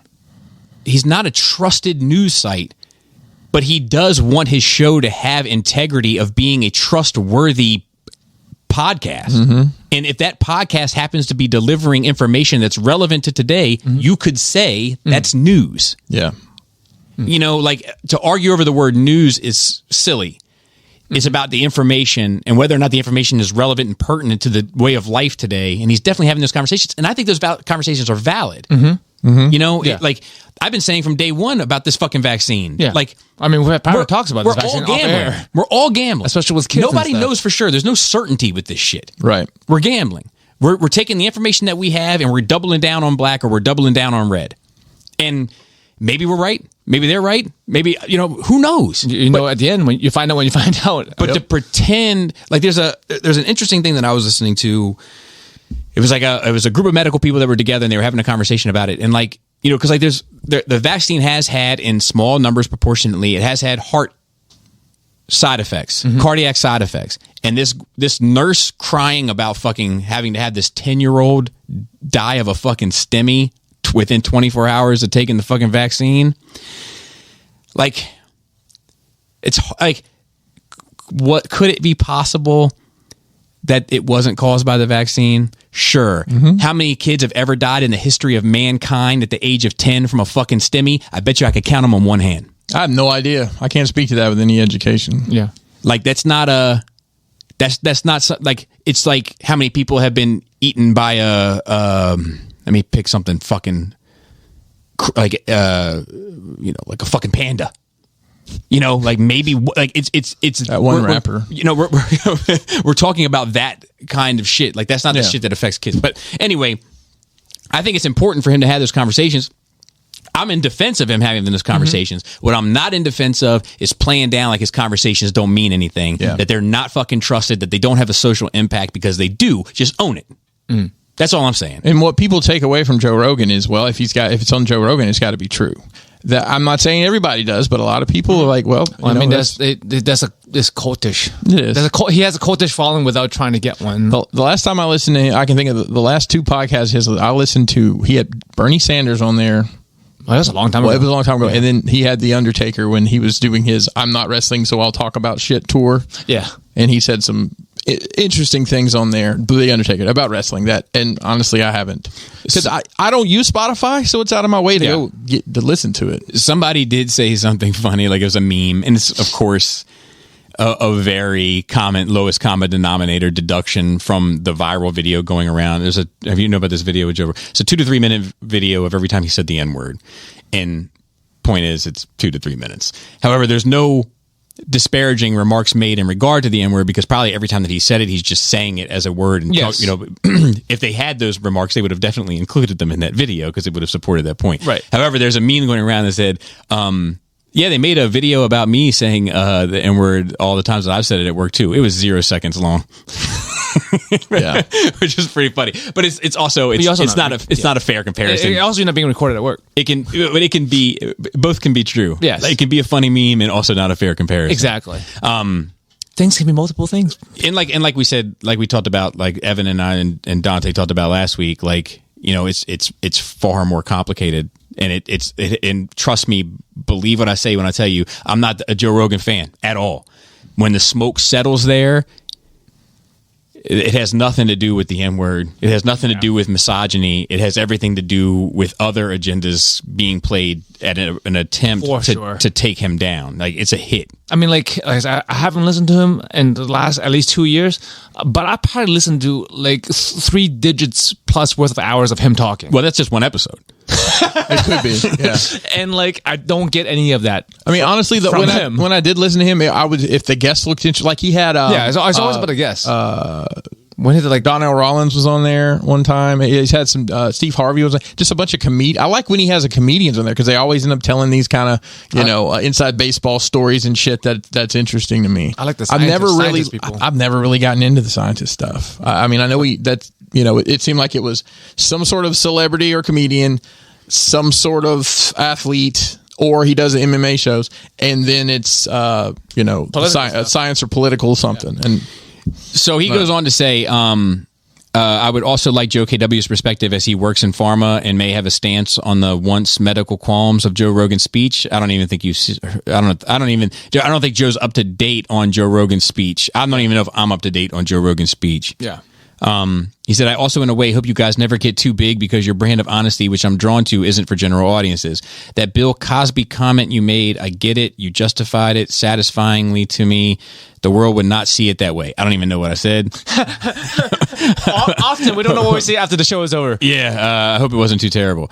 That's why I back Rogan, because we are all human, diverse as we are flawed, and being against him sets up a dangerous precedent. I totally agree. And I hope you don't get the wrong impression of last week. None of us were saying just shut Joe Rogan down. No. All of us were. I'm against censorship, first of all. Dante, Evan, and I were all saying that you don't shut Joe Rogan down. Yeah. We were having a conversation about how we felt about some of the things he said, but that was independent of what he said.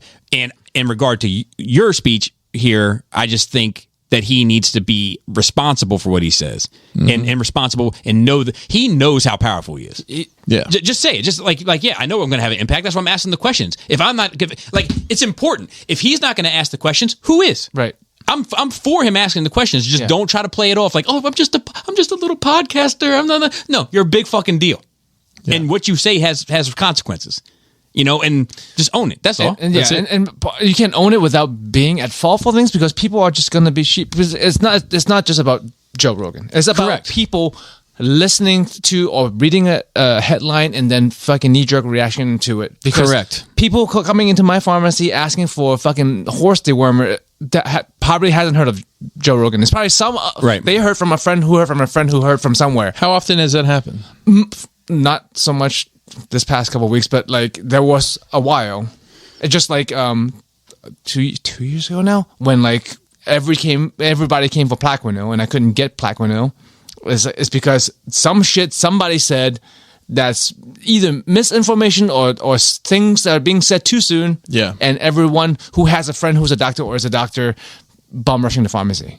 What is interesting, aside from just on the topic, is like sometimes I live in a bubble where I think like we got our shit together as a species. Like listen, in regard to certain things, right? Like this disease pops up, right? Or this virus. And we're kind of like, all right, this is how we're going to treat it. This is how we're going to do it, whatever, right? And I'm like, oh, they're medical professionals, they're doctors, et cetera, et cetera. And it's interesting to me to think that like, 2 years later, they're like, ventilators may have been a wrong choice. But I mean, like, how many people died? Sometimes it's disheartening to me when I'm like, man, like, let's be honest. We know how to set bones. Everything else is kind of like you learn on the go. How else would you know until you? I'm not blaming anybody. No. I say like I'm just saying that like you go into this, you trust. You know what I mean? There's a trust set up, right? And like there was pretty much a statistic that it was a 50-50 shot once you got put on a ventilator. Yes, right. Yeah. And now they're saying. But it's like a 75-25 if you don't get put on a ventilator and we do this instead. Yeah. But we only know that from the experience. Yes, But right. it's like, that's the problem. But it's just disheartening that like we still can be so far behind the 8 ball. I mean, like it's just disheartening to me. I think it's because maybe you're not in the health. Medical field. I mean, I spend a lot of time in there. I know, but mopping up in a different aspect of it, right? Mm-hmm. Not on that end. To where I went through school, so I came out of school knowing that we don't know shit. Right. I came out of school knowing that we treat things empirically, meaning by experience. Every time you get a cold or a sore throat, you don't get cultures taken. You get a guesswork of antibiotic, right, which mostly will work. And if that doesn't work, they give you the second line, which in general will work. But in order for it to work every time you have a sore throat, they would have to take a culture, find out what bacteria is, and select specialize your specific. medicine. Right. We're not going to do that. No. That's what I'm saying. We treat things empirically because, in experience, 99% of the time, when this happens, you do this, and that's just a realistic of how life works. And if this thing has never happened ever in the entirety of human existence, nobody knows. No one's going to know until it happens to 99% of people. Yeah, for sure. But we're not talking about the difference between a panda and a space alien. Do you know what I'm saying? Like, this is unique and new, but it is not, you're not showing calculus to a caveman. I mean, viruses are very... I mean, we knew what RNA strand the shit was based off before it hit the country. Yeah, but so like I know that it's new, but it's not. We know about. We still can't cure cancer yet. Well, I know. That's what I'm saying. Any of it. That's what I'm saying. Yeah. What I'm saying is, I hope I break my elbow because I know we can fix that. Yeah, right. There's certain things we definitely can fix. But what those things are a lot more limited, I think, than the general masses, or even sometimes me in my ignorance of just going through the day, thinking about things generally instead of specifically, that even I give ourselves more credit than we actually are and deserving of. Every single person being treated is a guinea pig for the next person, even with established treatments, because it will get better. Like a knee replacement 20 years ago, or no, not 20, a knee replacement 10 years ago versus a knee replacement today can be outpatient. Well, I mean, I'll tell you, I had a customer yesterday who went for a knee surgery in the morning and came out in the evening to get his scripts. I blew out both my ACLs over a 10-year period, and the difference in the surgery and the recovery. I mean, the first one I was down basically for a week. I couldn't do it. The second one I was back at work 2 days later. Right. So it sucks for the guy who got the surgery 20 years ago, who's like, man, I fucking missed the boat on that one. Yeah. Now for the MILF part. This sounds like yes. Come on now. I don't know what you could tell me about it other than how it sounds to an average person, so I guess just evaluate it like that. I work at a discount retail shop, and she's my coworker. We are dating. I am 22. She is 35. My mom is quite opposed to such a union. How old's mom, I wonder? Whoa. We are both virgins. Whoa. And while I'm a horny guy, She blows far past me in that regard. On 35. Hang on, 35-year-old virgin. Wow, on Super Bowl day, almost all she could talk about is her sexual plans for me. And when I tried to change the subject about thinking and greatness because I felt the way about the Rams winning, she straight drew a blank and then proceeded to go back to the sex stuff. I had to mention this, and I kind of agreed to roll back the magnitude of our sexual plans. I kind of just want us to know more about ourselves than just the sexual. I was starting to feel like a human dildo, to which I'd be a shitty one. I swear she's got a personality, though. So I guess that concludes that. Worth it or nah? Dude, well, she's in a very different stage in life and a very unique situation. And blow her back out. What are you doing? Because he doesn't know how. Learn. Right. So, yeah. I mean she won't know the difference. You could learn together. Yeah. You watch the movie. Watch the movies. Find some content. After that thing. You know, like, look, I'll tell you. But it's a lot of responsibility. Listen, if you want, for sure. Listen, if you're going to blow a 35-year-old virgin's back, that's a lot of responsibility. If he wants to make sure he's on the up and up, you can send your dick pic request. Well, here's the thing: is that man, what are you like? And I mean, I respect your religious views or whatever. I respect everybody's whatever choices. Whatever reason. I respect your choices are your choices. It's fine. But I will say this: I went through. It was I was about 8 years ago.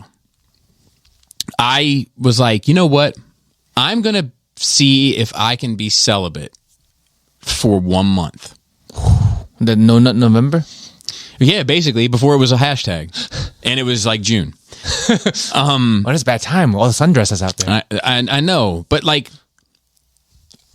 I can tell you, it was very frustrating. And I became someone that I, much like me not drinking, that I didn't like. Yeah. I was angry. I was irritable. Yeah. I was aggressive. I was pent up. Adam's mother said something to me that haunts me to this day. She said, "You only get one go at this life.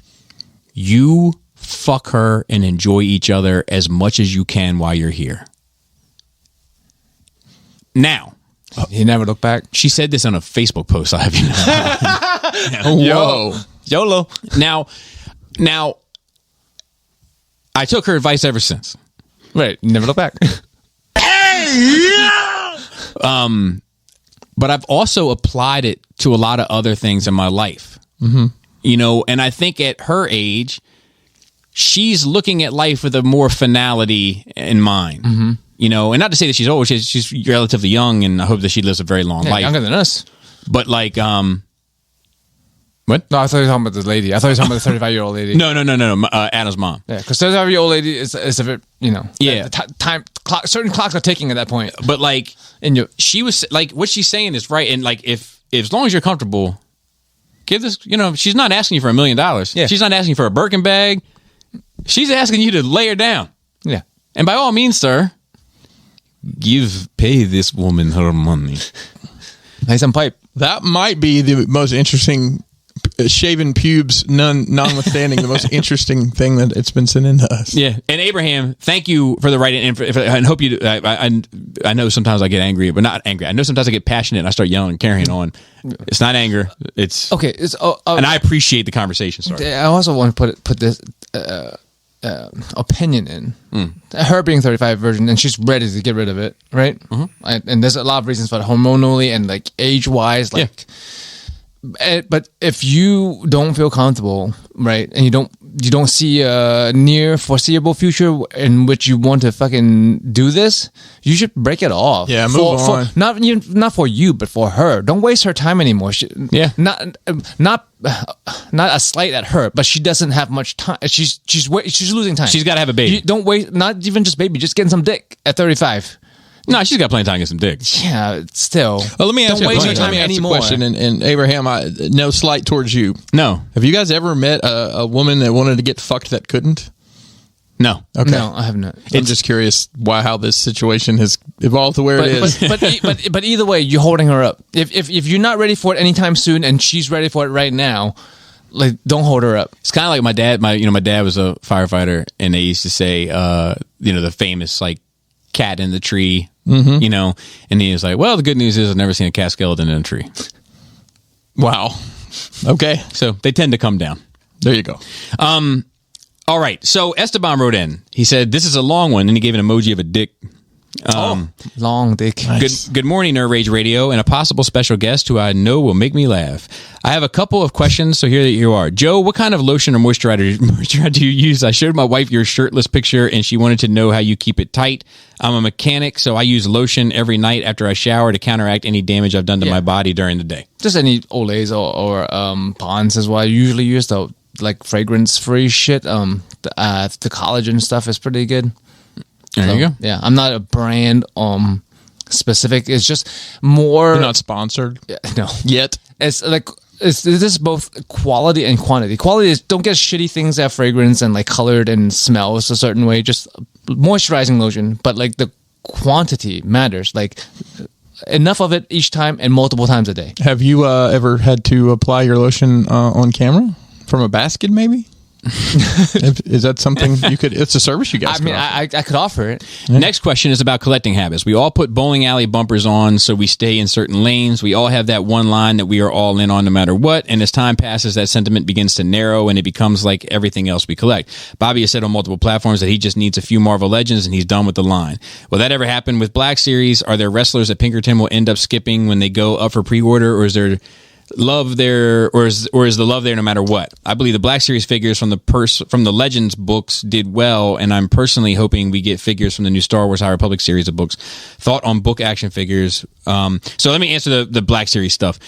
I mean, it could theoretically, but there's so many Star Wars characters they still need to make, and with all the Boba Fett books and all the Mando stuff and all this shit, like I think the possibility of like my Mandalorian shelf filling up and then me saying like, sorry, no more room for these characters I don't really give a shit about, that I'll stop collecting those figures more than just Star Wars Black Series overall. As far as Legends go, it's just a few figures, but that's how it is for most of my stuff. What about you with the wrestling figures? So honestly, I buy every wave of the AEW figures. One reason is just to support the brand, man. I just really, so they keep making it. Well, that and just the company in general. I really, enjoy what they do, and I want them to be successful. So, but I mean, there is repetition. Obviously, they put Optimus Prime and Megatron, and at least one of them is in every wave. So you get multiple. And I still, I have 4 of some characters just because that's how many have come out. But no, I don't. It may get to a point where I don't order the whole wave. I just order the ones I want. Third question is about insults going too far. Now, I'm a fun-loving and nice guy, but my wife can tell you I can be really mean and petty if I want to. Yeah, we don't believe it. Oh, Esteban, don't ruin your optics here, man. She says it's because it hurts more coming from me. Well, every Saturday morning I play D&D from 7 to 10 with my friends over Zoom. We shoot the shit and just play our simple story. Well, one of my friends doesn't like my wife. Twice now he has made jokes at her expense, and I haven't said anything because he's the type of guy that leans into his diagnosis. ADHD over the stimulation and other stuff that he deals with. He's the type of person that during an argument will trigger and log off. When he made the joke at Alicia's expense, I wanted to book a flight to Canada, quarantine for 2 weeks per the government rules, then drive to the house and punch him in his mentally ridiculous mouth. We talk shit to each other like friends do, but how would you guys handle this situation when he inevitably does it again? He wrote dies it again, just as a Freudian slip. I just want to point that out. Do I just call him a bitch and risk being cut off the D&D circle, or should I talk to him and how he doesn't want to bring our spouse in the mix because it'll get ugly? I would message the guy or call him and hey man, you got to set your parameters. Listen, if you should have already said something by the time 2. The first time is okay. The second time, listen, I know we're cool and we talk shit, but I can't let you talk to my wife like that. Yeah, you're not about my wife. Don't disrespect my wife. Don't disrespect my family. Yeah, no fucking group is worth it. Yeah, you get in your D&D group. Yeah, go on roll 20. It's fine. Yeah, I would address it. I don't think you need to fly to Canada and quarantine and all that. And I think that most people, if you set the boundary pretty clear, I think a lot of people don't set their boundaries clear. And most of the time, it doesn't cause an issue. But when that line is crossed, if you set the boundary and you're crystal clear, and I mean crystal clear, most people will respect that. And if he doesn't, then you know who he is and get him the fuck out of your life. But make sure you're crystal clear. Yeah, don't be too nice about it. I definitely know that I've had people make these little soft ass attempt to set boundaries with me and the shit that I say, and I have completely misread and misunderstood what they were trying to say. Yeah, right. But if they were like, "Do not say," my mother ran away with the gypsy. I don't like when you talk about it. I would not bring up the gypsy bit. Yeah. I don't know anybody's mother who ran away with a gypsy. It was just the most random thing I could think of at the moment. Lastly, I wanted to ask about being an adult. Do you ever wake up and think, what am I doing to myself? Do I even want to keep having things? Would I be happier being boring like some of my friends with their 1 or 2 Funko Pops? Wow. Hopefully that wasn't too heavy and no one's running late now to their next responsibility because of me. See, always worried about somebody else, Esteban. So I don't necessarily think about that, but I do sometimes think to myself, like, man, I don't feel like an adult. Oh, like, all the time. When I used to look to like my dad and like other men, I'd be like, man, those are like men, grown men doing man shit. I don't ever feel that way. I still feel 16. I want to listen to music about drugs and guns. I want to, I want to, get my dick sucked at every fucking turn. I want to pick up action figures and I want to make little environments for them to be in. And then I bring my kids down who I'm responsible for and I put on music with them and then get drunk amongst them and dance with them. And we have great times. Like, but it's not like this gas prices are just, I'm going to drive. I've never driven 10 miles down the road to save a nickel on gas. Have not. I just stop at the pump. That's my dad 100% did. I knew people who used to drive out of state to save 10 cents. Also, you might have a couple of pennies more than your dad did. That's at this point in your life. That's true. More Even when I did, income, yeah. But I was younger then, so maybe. I don't know. I just had this conversation recently with somebody. I just don't feel like I can't tell you the last time I tucked my shirt in. You know, like shout out to MP Collector, but like I just like tuck in my beater every day. I do tuck in my beater. Okay. Wild, but like. It's a functional thing. It is tucking in the beater. Kind of holds everything up. Yeah, it's yeah, and then like your stomach doesn't. And you're supposed to do that. Yeah, your stomach doesn't hit your jeans, and there's a number of things to it. Jeans. Yeah. A belt. The belt buckle isn't cold on your belly. Sorry, anyway. Joe. Well, so like I feel even less because I am even less of an adult when I'm like, I call you guys my adult friends. Not in that way. Though we could be, if you want. Oh, now you got OnlyFans. Look how he gets. Build the booth. Like on stream, like my adult friends on the stream when we do our podcast. It's my adult friends with their 3 kids. Like I am even less. I have no responsibility. I have no kids. I have no reference. And oftentimes, I don't know. I dwell on the past a lot. I think about the past a lot.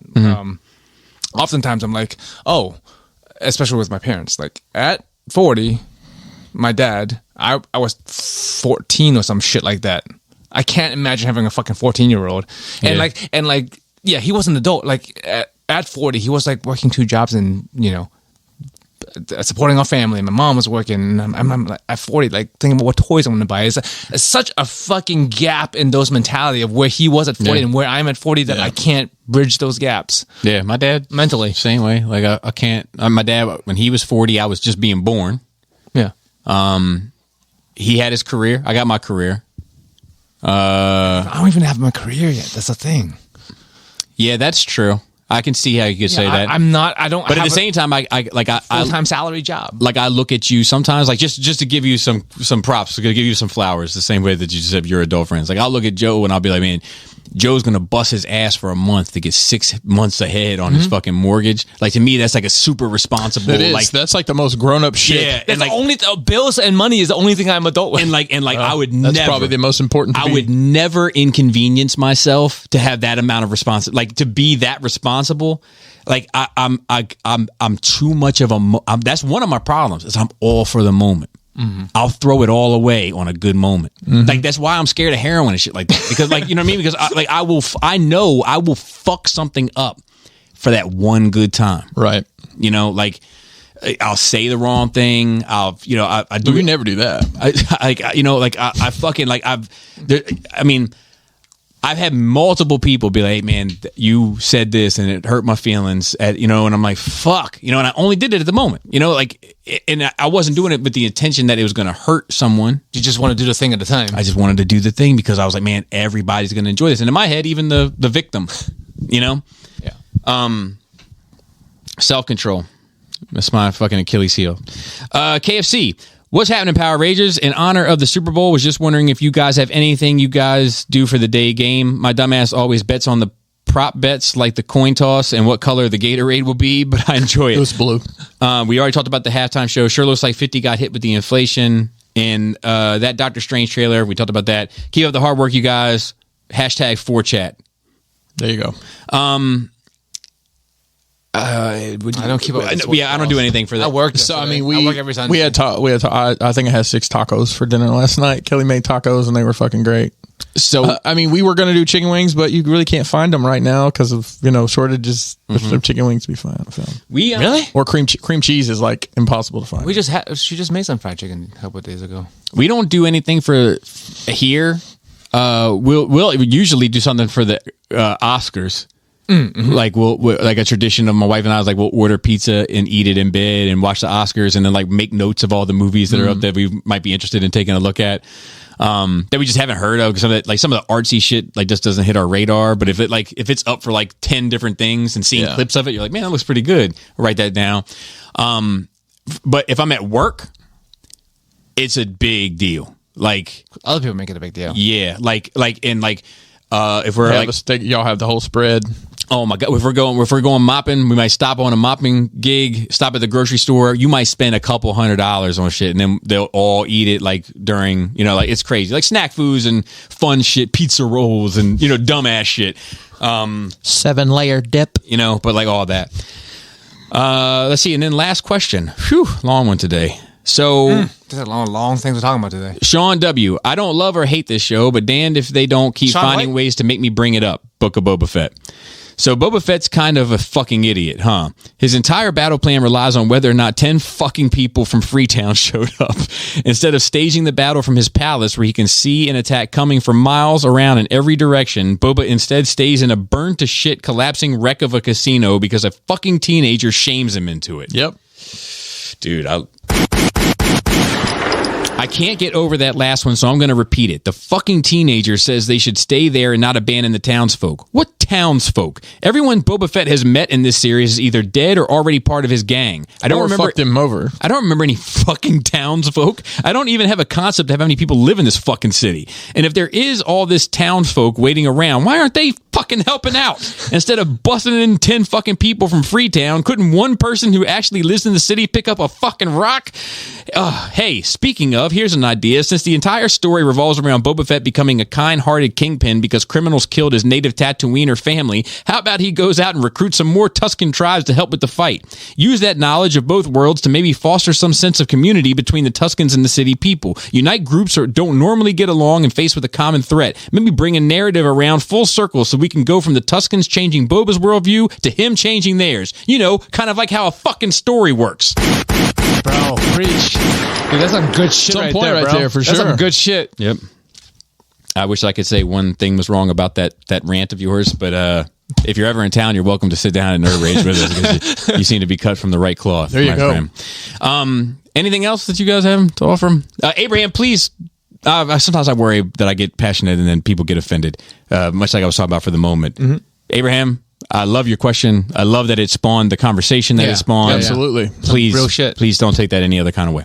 And with that, shout out to the Cool Table or the Spell Table. If you do magic, play magic. I just bought some magic yesterday. Or ever volunteered at a magic show, as far as I'm concerned, you're part of the Spell Table. Oh, and it all the audience. Yeah, then you get in the box and they cut you into 3 pieces, Joe, but then they put you back together. Don't worry. If you still don't know how David Copperfield made the Statue of Liberty disappear, you're part of the Spell Table. Fun fact, I saw him live.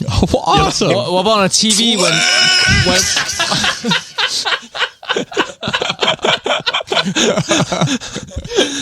dude, on the TV when he gets your number, man, when he gets your card. Oh, yeah. Bro, he's like, put your finger on this number. Whatever number you want. Some of those motherfuckers are in touch with the dark arts. So who's just real quick? Who's more impressive, the giant stuff that David Copperfield did, or like the David Blaine street magic? Which is more impressive? Probably the street magic, but I'm gonna tell you, man. I saw David Copperfield fly around an arena that I was in. Like, it wasn't an arena; it was a theater. But I mean, he flew. I mean, he didn't fly because that's not real. But or he's in touch with the dark arts. Or the alternative. They put a ring up. He flew through the ring. That's what fucked me up. It was an illusion. All right. And then shout out to the rest of the Nerd Rage team. Ricky Tiki Timber making the videos, and also Raul on Instagram, Phil on our notes and on Twitter, and Dante who joined us last week. And shout out to all the people that wrote in saying how much they appreciated the race conversation that Evan and I and Dante had. Can't say how much it means to have people of different backgrounds that come to a table with mutual respect of one another and can have complicated conversations and feel like they're not going to end up in some hashtag. So shout out to all of y'all. And with that, Flappy labias. Tasty taint. Tight Dick Player.